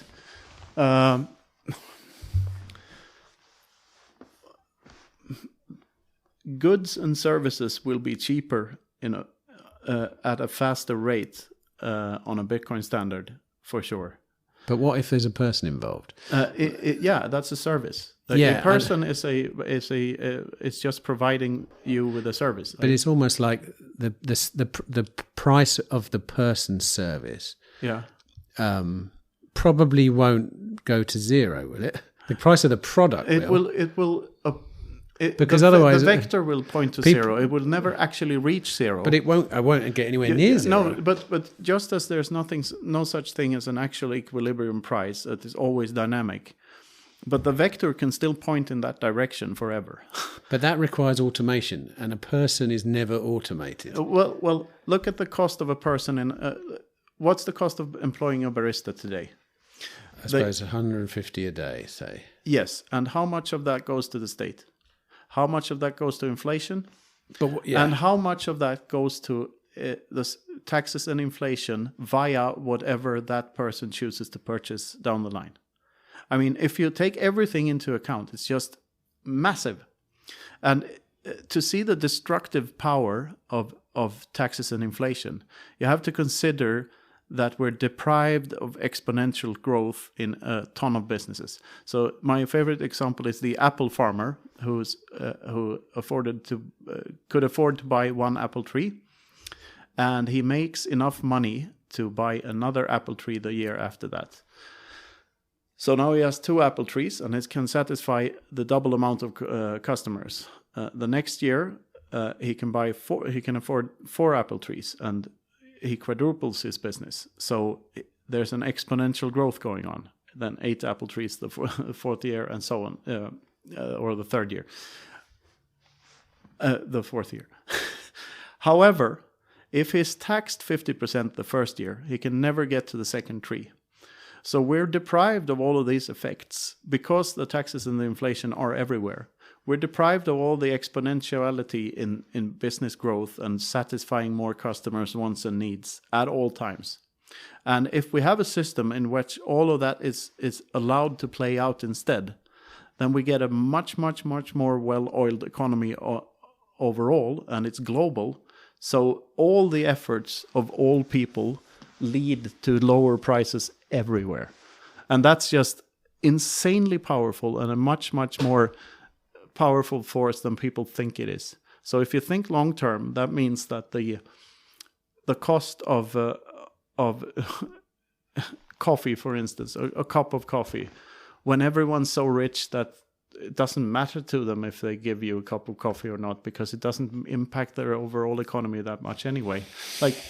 But then, I still come back to the fact that when you're paying a person, in that case you just gave, he may be so rich he doesn't want to be a barista. But let's say there's someone who's got a job, who's a person. The price of that person will always be a reflection of how much people are prepared to pay for the service. And it will never be zero. No. I'm not saying it will be zero either. But with products, it eventually is zero, isn't it? You're talking about Apple Watches. You're talking about like I think Jeff Booth gives the calculator app. It does go to zero. It does go to zero. Yeah. And right now we think it's... Jeff Booth's arguments are very much in line with mine, and I've had long conversations with him about exactly this and what it leads to. And as he says, all of these, the calculator, the camera, all of this is included in this phone. When things are software, they go to zero very quickly. Yes. Because there's no cost in copying code. So when everything's information, it's just that. The thing that Bitcoin does is that it turns the material world into information as well, to a large extent at least. So it makes this information layer so much more powerful that it affects everything else as well. And that's also true for the material world. I mean, the production costs of everything, because of how much the internet makes every interaction between people easier, it's just vast. Like the cost of everything is, in real value terms, like in Bitcoin or gold, like it drops over time. And I think Bitcoin is a force that makes that process even faster. It may even be, though, that the price of a barista goes up under a Bitcoin standard. Absolutely. The price of the barista, because the barista will value his time higher. Yeah, well, or people will value the barista's time higher because they're paying, Yeah, but then again, like... I mean, he can't dictate the price in a way. No. But say, instead of paying for coffee every time you go to the coffee shop, it might make sense to you to make a one-time payment in Bitcoin To the to a coffee subscription service. So you have a coffee shop they say this is a better example. Like I'm having a hard time, dissecting this thought because it's I've not formulated it clearly enough yet. But this is a good exercise. But so say that because the awareness of that Bitcoins are easier to acquire now than later down the line, then almost all coffee shop owners with a brain would accept a small Bitcoin payment once for a lifetime subscription of coffee, because the price of coffee will go down in Bitcoin terms so fast that it's better for them to make one initial payment for lifetime worth of coffee than to just wait for you to come into the coffee shop and pay for it every time. Okay. You following? Yeah, of course. Yeah. I see the logic behind that. Yeah.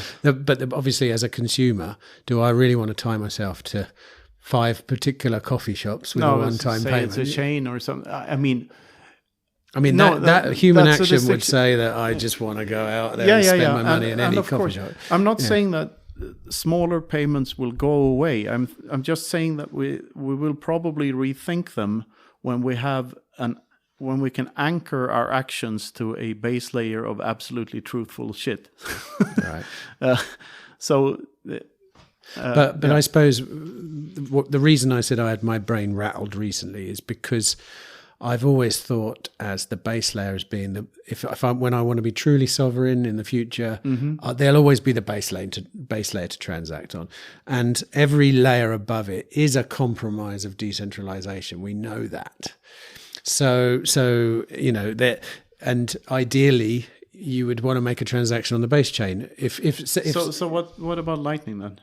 Yeah, I don't you think? I mean, I can't say this authoritatively, but I feel like even a custodial Lightning wallet is there's more attack vectors there than if I just did a base chain transaction.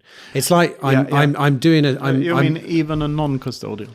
Did I get it? I always get those two wrong. Yeah, I'm not. Yeah, non-custodial when you run. I've got my own channel. Yeah. But it's still a hot wallet. My own channel is a hot wallet. Absolutely. Therefore, it's not as secure.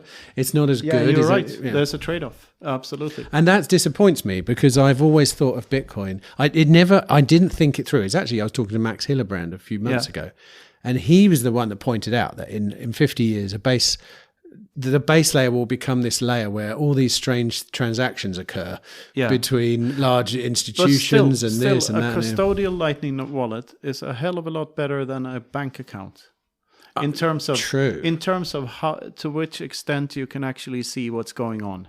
True. So you can. It depends on the user, of course, and how much the user is willing to put in the work of actually verifying that what happens on his custodial Lightning wallet is really going on in reality or not. Yeah.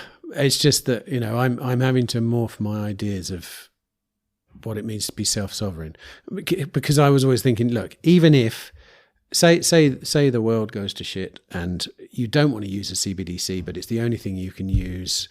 You can always use Bitcoin, right, at the base layer, but that won't be true in the future. You won't. No. You and me won't be able to do business together in a parallel reality on the base layer. No, but you and me could start up a spreadsheet with what we owe one another, because Bitcoin has proven over time that we're trustworthy and we trust each other. So the thing it enables is trust between people. So in your family, for instance, the trust is required to have a family, and you very seldomly use money to trade with your spouse. Like, you almost never do that. Well, you give her money to buy shit, but that's a different. but marriages break up and wives take their husbands to the cleaners, and I have a friend that which is a very Fiat-y thing too. Borrowed $5,000 off me and never paid it back. And that was a good friend of mine, and I was what can I do? There's still trust there. The trust Absolutely. Is the layer we're trying to get rid of, isn't it? Yes, but even on the base layer, there is trust involved. Like there are hardware manufacturers that you have to trust. There are software, like if you're not a very, very talented developer, you cannot, review each part of all the software you use. But you're trusting a collective brain there on the whole. Yeah, exactly. You're not trusting an individual, which the point of Bitcoin and why it's so good is that I can transact with complete strangers currently on the base layer. Yeah. I can do it on Lightning now, but I know that Lightning is compromising certain aspects of Bitcoin that I find really exciting and important. Yeah, but this, it was always the case that base layer transactions would be more expensive in the future. I hadn't thought of it. No, I hadn't gone down that route. Well, then you just, to be blunt, that you just didn't understand Bitcoin then. Yeah. And I would say no one understands Bitcoin. There's no single person who knows the implications of this to the fullest extent. We have no idea. We just have to watch it, study it, and see how it plays out. Because at this point, I believe we're already at the point where no single entity can do anything about this. It's going to happen. And it is happening all the time. We just have to watch it play out and study it. That's all we can do. And try to acquire some in the meantime. I know. And especially, I think the cultural and social implications of it are by far the most interesting aspect. Yeah. And they are so unpredictable because you're talking about 9 billion people, which is beautiful. I mean, it really, I'm almost disappointed not to be around in 500 years or 400, 300, 200 years. I would love to know how this thing evolves. Yeah. Because it's astonishingly... It could be very fascinating. Yeah. But back to the fees. I think your concerns are like, it will be harder for no coiners to acquire some Bitcoin. As in base layer Bitcoin. Base layer Bitcoin. But people who are already on the base layer, like, we're talking about the value of each, so fees are now, just for argument's sake, let's say they're half of the block reward. So half of it is the block subsidy and half of it is fees. And we know that fees will take over from subsidy as time goes by because of the halvings, and that just necessarily needs to happen. Still, fees are low.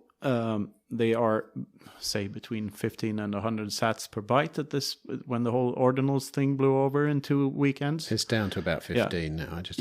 Which is like, you broke Bitcoin. Well, it might go back down to 1 again. I presume it will. Yeah, and the same concerns were there in 2017, by the way.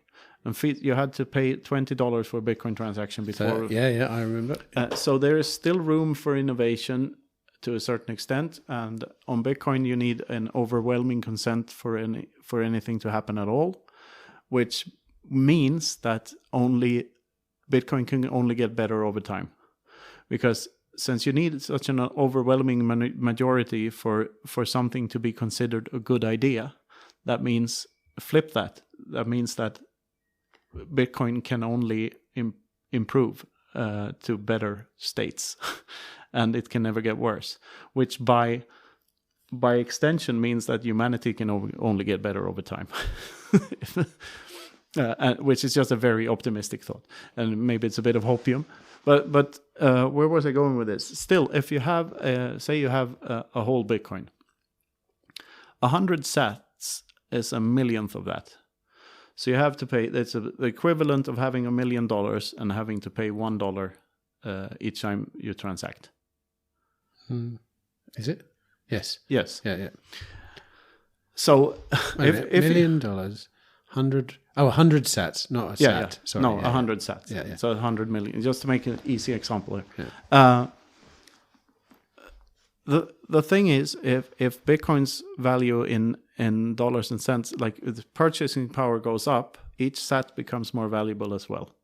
So the ratio between the block reward and the fee will, like, miners will still want to have some income, but the only thing they're competing for, like the transactions are only competing for block space. And at a certain point, the fee becomes so high, so it doesn't make sense for you to put it on the time chain. But but that is, the cost is in terms of real purchasing power. It's not sats. Like sats is just an expression of that is worth something at some times and other things at other times. So if you're already in Bitcoin, you're safe. You're probably, like, the fees, say fees go up to $200 per transaction.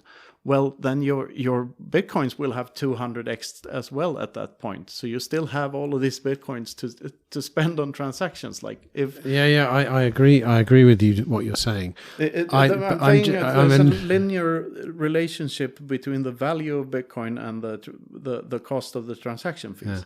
My contention was that the transacting on the base layer was something that like you say, I hadn't thought it through. You've always got that, and you have always got that, but not paying your friend for a cow. In the future, there'll be no point in paying for a cow. Now there is. You could pay, and you could even get a fast fee. You could get it in a block for like 50 cents probably. Yeah, now it even makes sense to buy a cup of coffee on the base chain if you so wish. But like, if there's no other ways of paying, you can easily give up. What I've never understood then is, since that, won't the same thing happen to the fee market on Lightning as a result? Won't it kind of get pushed? So eventually, absolutely. So what happens then? The only thing that happens is that the pizza is still the same size. It's just infinitely more divisible. Yeah. So the only thing, the Lightning allows for sub-satoshis. So the only thing that happens, if you acquire some Bitcoins at this point, you're safe. Like more than 100 sats, obviously, but you don't need that much to be able to transact for a long time. Well, you're not safe. Maybe your great-grandchildren might be safe. You're great. I mean, what do you think? Do you have an idea about? Do you ever speculate on timelines? As long as I don't spend my Bitcoins, I'm safe, and my grandchildren too. Yeah, but you may not. I mean, you're safe, yes, but if you wanted to spend in the future, yeah, but this is the thing I'm alluding to with the argument that microtransactions will go away. It just won't be. It just won't be worth it to spend your money on small bullshit. Like, Bitcoins will be used for buying coffees, for instance. Bitcoin is much more suitable for buying a house or even a city. So what will you spend? So in that world, will you spend anything on coffee? Or will you sell microsats, lightning sats, or whatever? Or I don't know. You just not even spend it? Maybe, as I said, I will spend it on a subscription service. It depends. And this is the thing, that we're viewing this through the fiat lens, because that's the only lens we have. It's the only world we've ever lived in. And I think a world on a Bitcoin standard, I somewhat dislike the world Bitcoin standard. I prefer the hyper-Bitcoinized world, because standard implies that someone set a standard, and that's what we're trying to get away from. That's a side point, but we're not imaginative enough to realize how different that world is. I view it as one divided by what we're living in now. So it's the literal inverse, because all of the incentives are literally inversed from quantity to quality. And what that implies, we just don't know. We have no clue of what that will lead to. But what we do know is that it's very, very different, and it will become more different over time. We've got examples of hard money standards of the past, haven't we? Yes, harder than what we... But there's a crucial difference between Bitcoin and gold here. Bitcoin is not digital gold. Because whenever the price of gold goes, you have probably heard about the stock to flow thing. Like, whenever gold or any other commodity goes up in price, then more resources are allocated to finding more of that resource, because it's more profitable. It becomes more profitable to find it and sell it. So whenever the gold price goes up, more money gets spent on finding new gold, and then there's an increase in the supply of gold, and then the price goes down again. What makes gold different from other commodities is that the stock of gold that is already dug up out of the ground is very big in comparison to the flow of new gold onto the market. With Bitcoin, this is also true, but regardless of how much the price goes up, when the price goes up, more resources are allocated to mining more Bitcoins. So hash rate follows price in that sense. And but that does not do anything to the issuance schedule of the Bitcoin. So we know exactly when the Bitcoins will be issued. Miners don't produce Bitcoins, they produce blocks. And the Bitcoins, they are then paid in Bitcoins by the Bitcoin users in order to find blocks. And the reason the users want blocks is for there to be for the ability to transact in Bitcoin. So this is like a way of looking at this that is it functions very differently from anything else in nature. Like we cannot do this. Nothing in nature has those properties. So what that does is that it makes Bitcoin extremely predictable in terms of how many Bitcoins there will be at a certain point in time. So we always have this perfect accounting system. So we know we can make economic calculation based off of that. And I just think that is so different from anything that preceded it. So it's just not comparable. Do you think in the future people will sit on podcasts like this and talk about third, fourth, and fifth layers in the same way that we talk about the base layer? You know what I mean? Yeah. Because like everyone, if you're a Bitcoiner now, you know you intrinsically know a lot about blocks and about hashing and about all this kind of stuff. I think they will, but they will not necessarily use those terms. Because a fifth layer of Bitcoin maybe just playing music together because we can, or what is a Bitcoin layer? Well, I mean, I can understand like Lightning as a second layer because it's an unconfirmed transaction that's kind of stuck. But that's there, and it's wedged into that layer. It's connected to Bitcoin on a mathematical level. Yeah, but in an unforgeable way.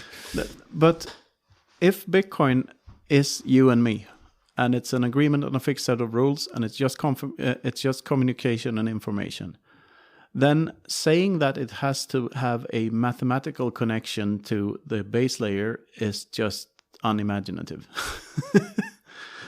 Like you're the only one saying that Bitcoin is you and me, though. I'm not there yet. No. I'm the. I don't think I'm the only one saying. No. I mean, in this room, in this room, I am. I tell you why, Knut, because we've talked about this in the past, and you're famously an atheist, right? Yes, but I think let me just say something then, because I think I'm famously not an atheist. I'm not religious, but I'm for want of a better word, have had plenty of strange spiritual experiences, right? And as have I. Right. Okay. but what I notice in what you're saying is Bitcoin is unfolding into a realm which fits very much with the way I would describe the spiritual realm, for example. Exactly. Like I said, the absolute logos of Bitcoin enables us to be better at communicating within the ethos and the mythos. Like it enables us to tap into that in a way that never existed before. Yeah, I know. And it's interesting to see you describing things like that, because the terminology, the kind of way you're describing them sounds religious, doesn't it? Well, it doesn't sound religious. I think I would use the word spiritual because I'm not. I'm not religious. I'm not religious. Yeah, and it is. I wouldn't have a problem with calling it spiritual, because I think it is. Like if there's.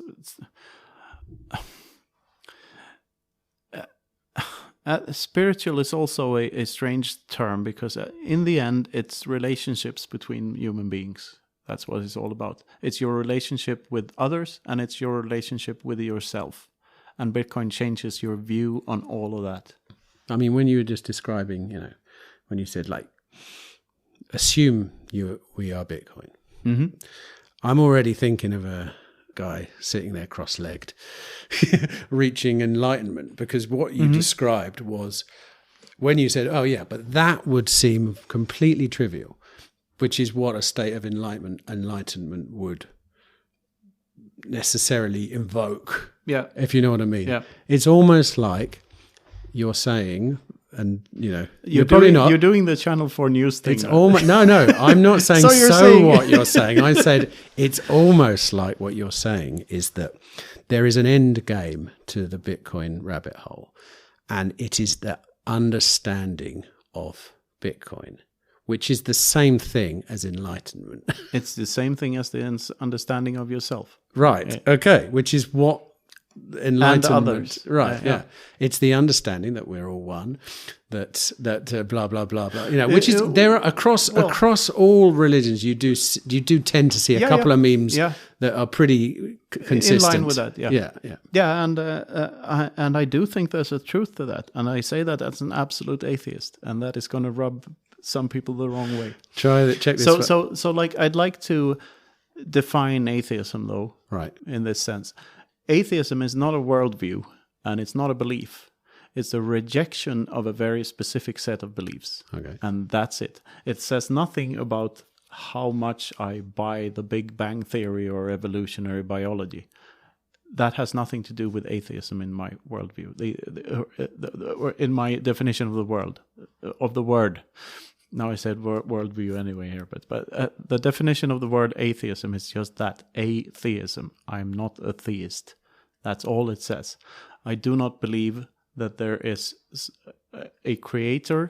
I do not believe that there's any sort of almighty conscious being that decides anything. And I do not believe that the constants of the universe and DNA and whatever are necessarily designed. I believe they are the way they are because if they weren't, we wouldn't be here to observe them. And that's perfectly plausible.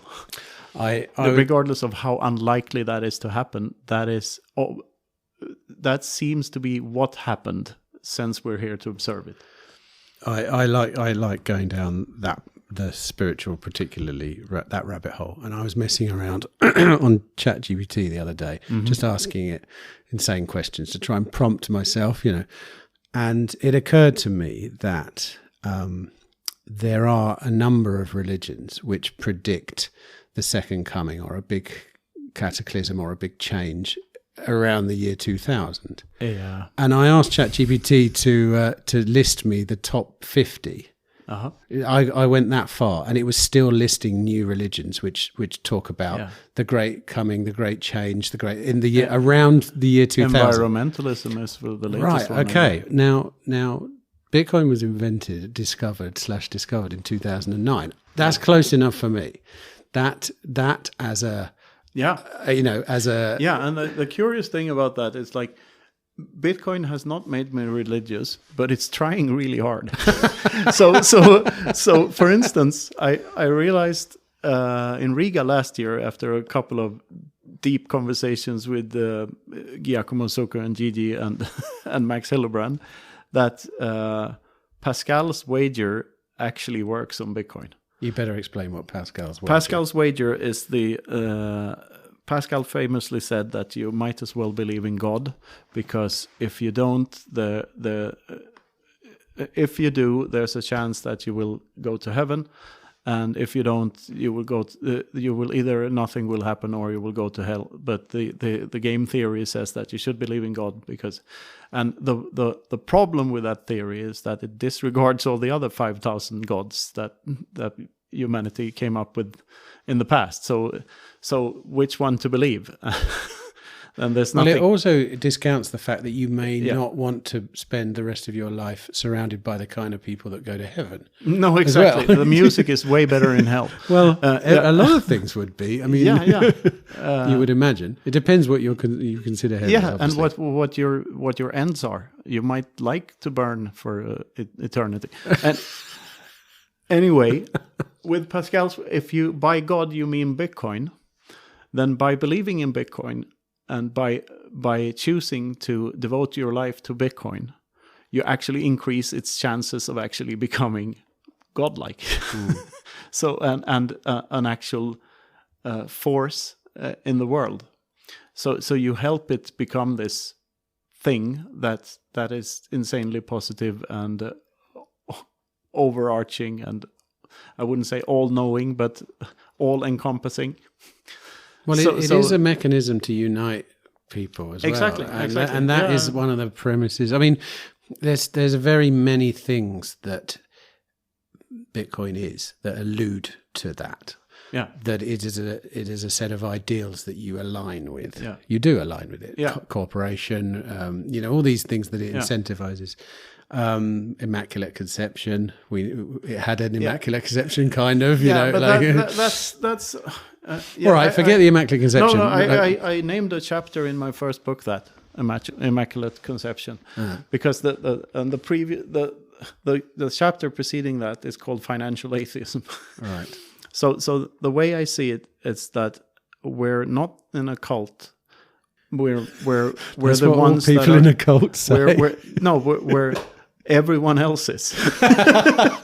Because all that's totally what people in a cult say, mate. I know.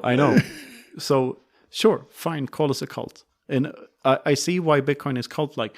The only thing missing from Bitcoin being a cult is that all other cults have is some sort of deity or some sort of figure that we're assign absolute power to, or some sort of entity. And Bitcoin doesn't really have that. Well, some people worship Satoshi, but not me. I think Satoshi he's a part of this discovery. He's not crucial to it.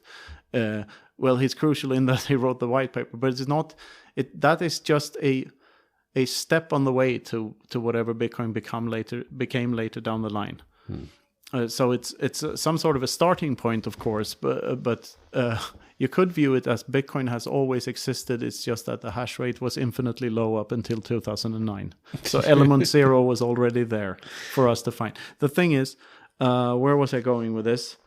That everyone else is in a cult, because every other form of currency requires belief, and it requires belief in an authority. Bitcoin does not. Every aspect of it is verifiable. It could be also that as people understand money deeper, it becomes something that is much more aligned and akin to a spiritual idea. Absolutely. Because I think it is. Like I said, the logos and the mythos. My journey with the word money has been tumultuous, because everyone I know had an idea of what money meant. Yes. And it's very, very wrong. I know that because all of it is wrong. Moneyness. That's the word. And money is not a noun. I'm getting to the point where I can start mixing the two now without it feeling dirty or like bad or like something. It's quite an incredible journey, really. Yeah, it is. And when you see it, like, money is not only not a noun, but it being an adjective is also sort of misleading, because it's just a way to enable us to interact with one another voluntarily or with consent in a more practical manner. That's it. That's all it is. So it's just a communications tool for interactions between people.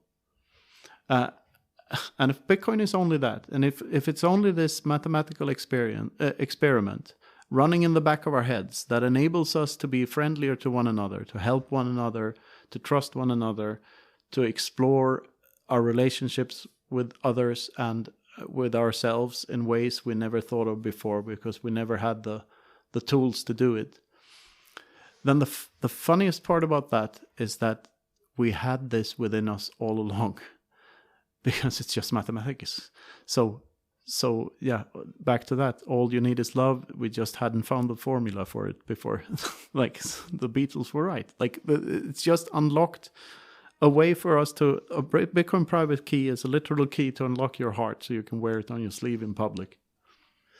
Knut, I'm going to leave it there with that thought. Thanks for talking, mate. I've really enjoyed this. Thanks a lot for this, Tim. I love this conversation. Yeah, me too. I know this is the Free Cities podcast, but you've got to allow us to go off on strange tangents every now and then. But I've really enjoyed it. So thanks for. And a disclaimer here: all of my thoughts. That the main purpose of me going public with all these philosophical rants or whatever you call them, the mind dynamite monging I do. It's there to provoke thought in other people's brains. That's what I want, other people to start thinking about things a little differently. If I can do that, I believe I can leave this world in a slightly better place than I entered it in. So well, that's I think what you drives are. me. I think you reside at the edge of what's thinkable. And I like that, because that's where I like to play around as much as I can. It's not easy, but it's conversations like this that allow me to anyway. And I'm almost certain a number of people will listen to this and go, "You two are both insane." Yes, and I may well be. I'm happy with that. yeah. But I mean, if you want to explore something, you need to look at it from a different angle. Otherwise, you will just see the same thing over and over again. So you need to like twist and turn thoughts around to see to find something novel. And it's hard, like especially when like now, I never intended to be the Bitcoin thinker guy. Like I just the think boy. but the now perfect terminology is think boy. Yeah, and you have to own that word. Or think old fart, or whatever I am at this point. Word. Think boy is one of the greatest memes in the Bitcoin space, man. So, but now that people expect that of me, of course, I devote more time to trying to come up with novel concepts, and it gets harder and harder over time because all the narratives in Bitcoin are just regurgitated all over and over again. But in each iteration of them, I think we onboard a new flock of people. That's the intention, anyway. We might have offboarded a few on this one, but yes, they will never touch Bitcoin again. Right. Well, thanks, and thanks for coming on, and see you again soon. Yeah. Thank you.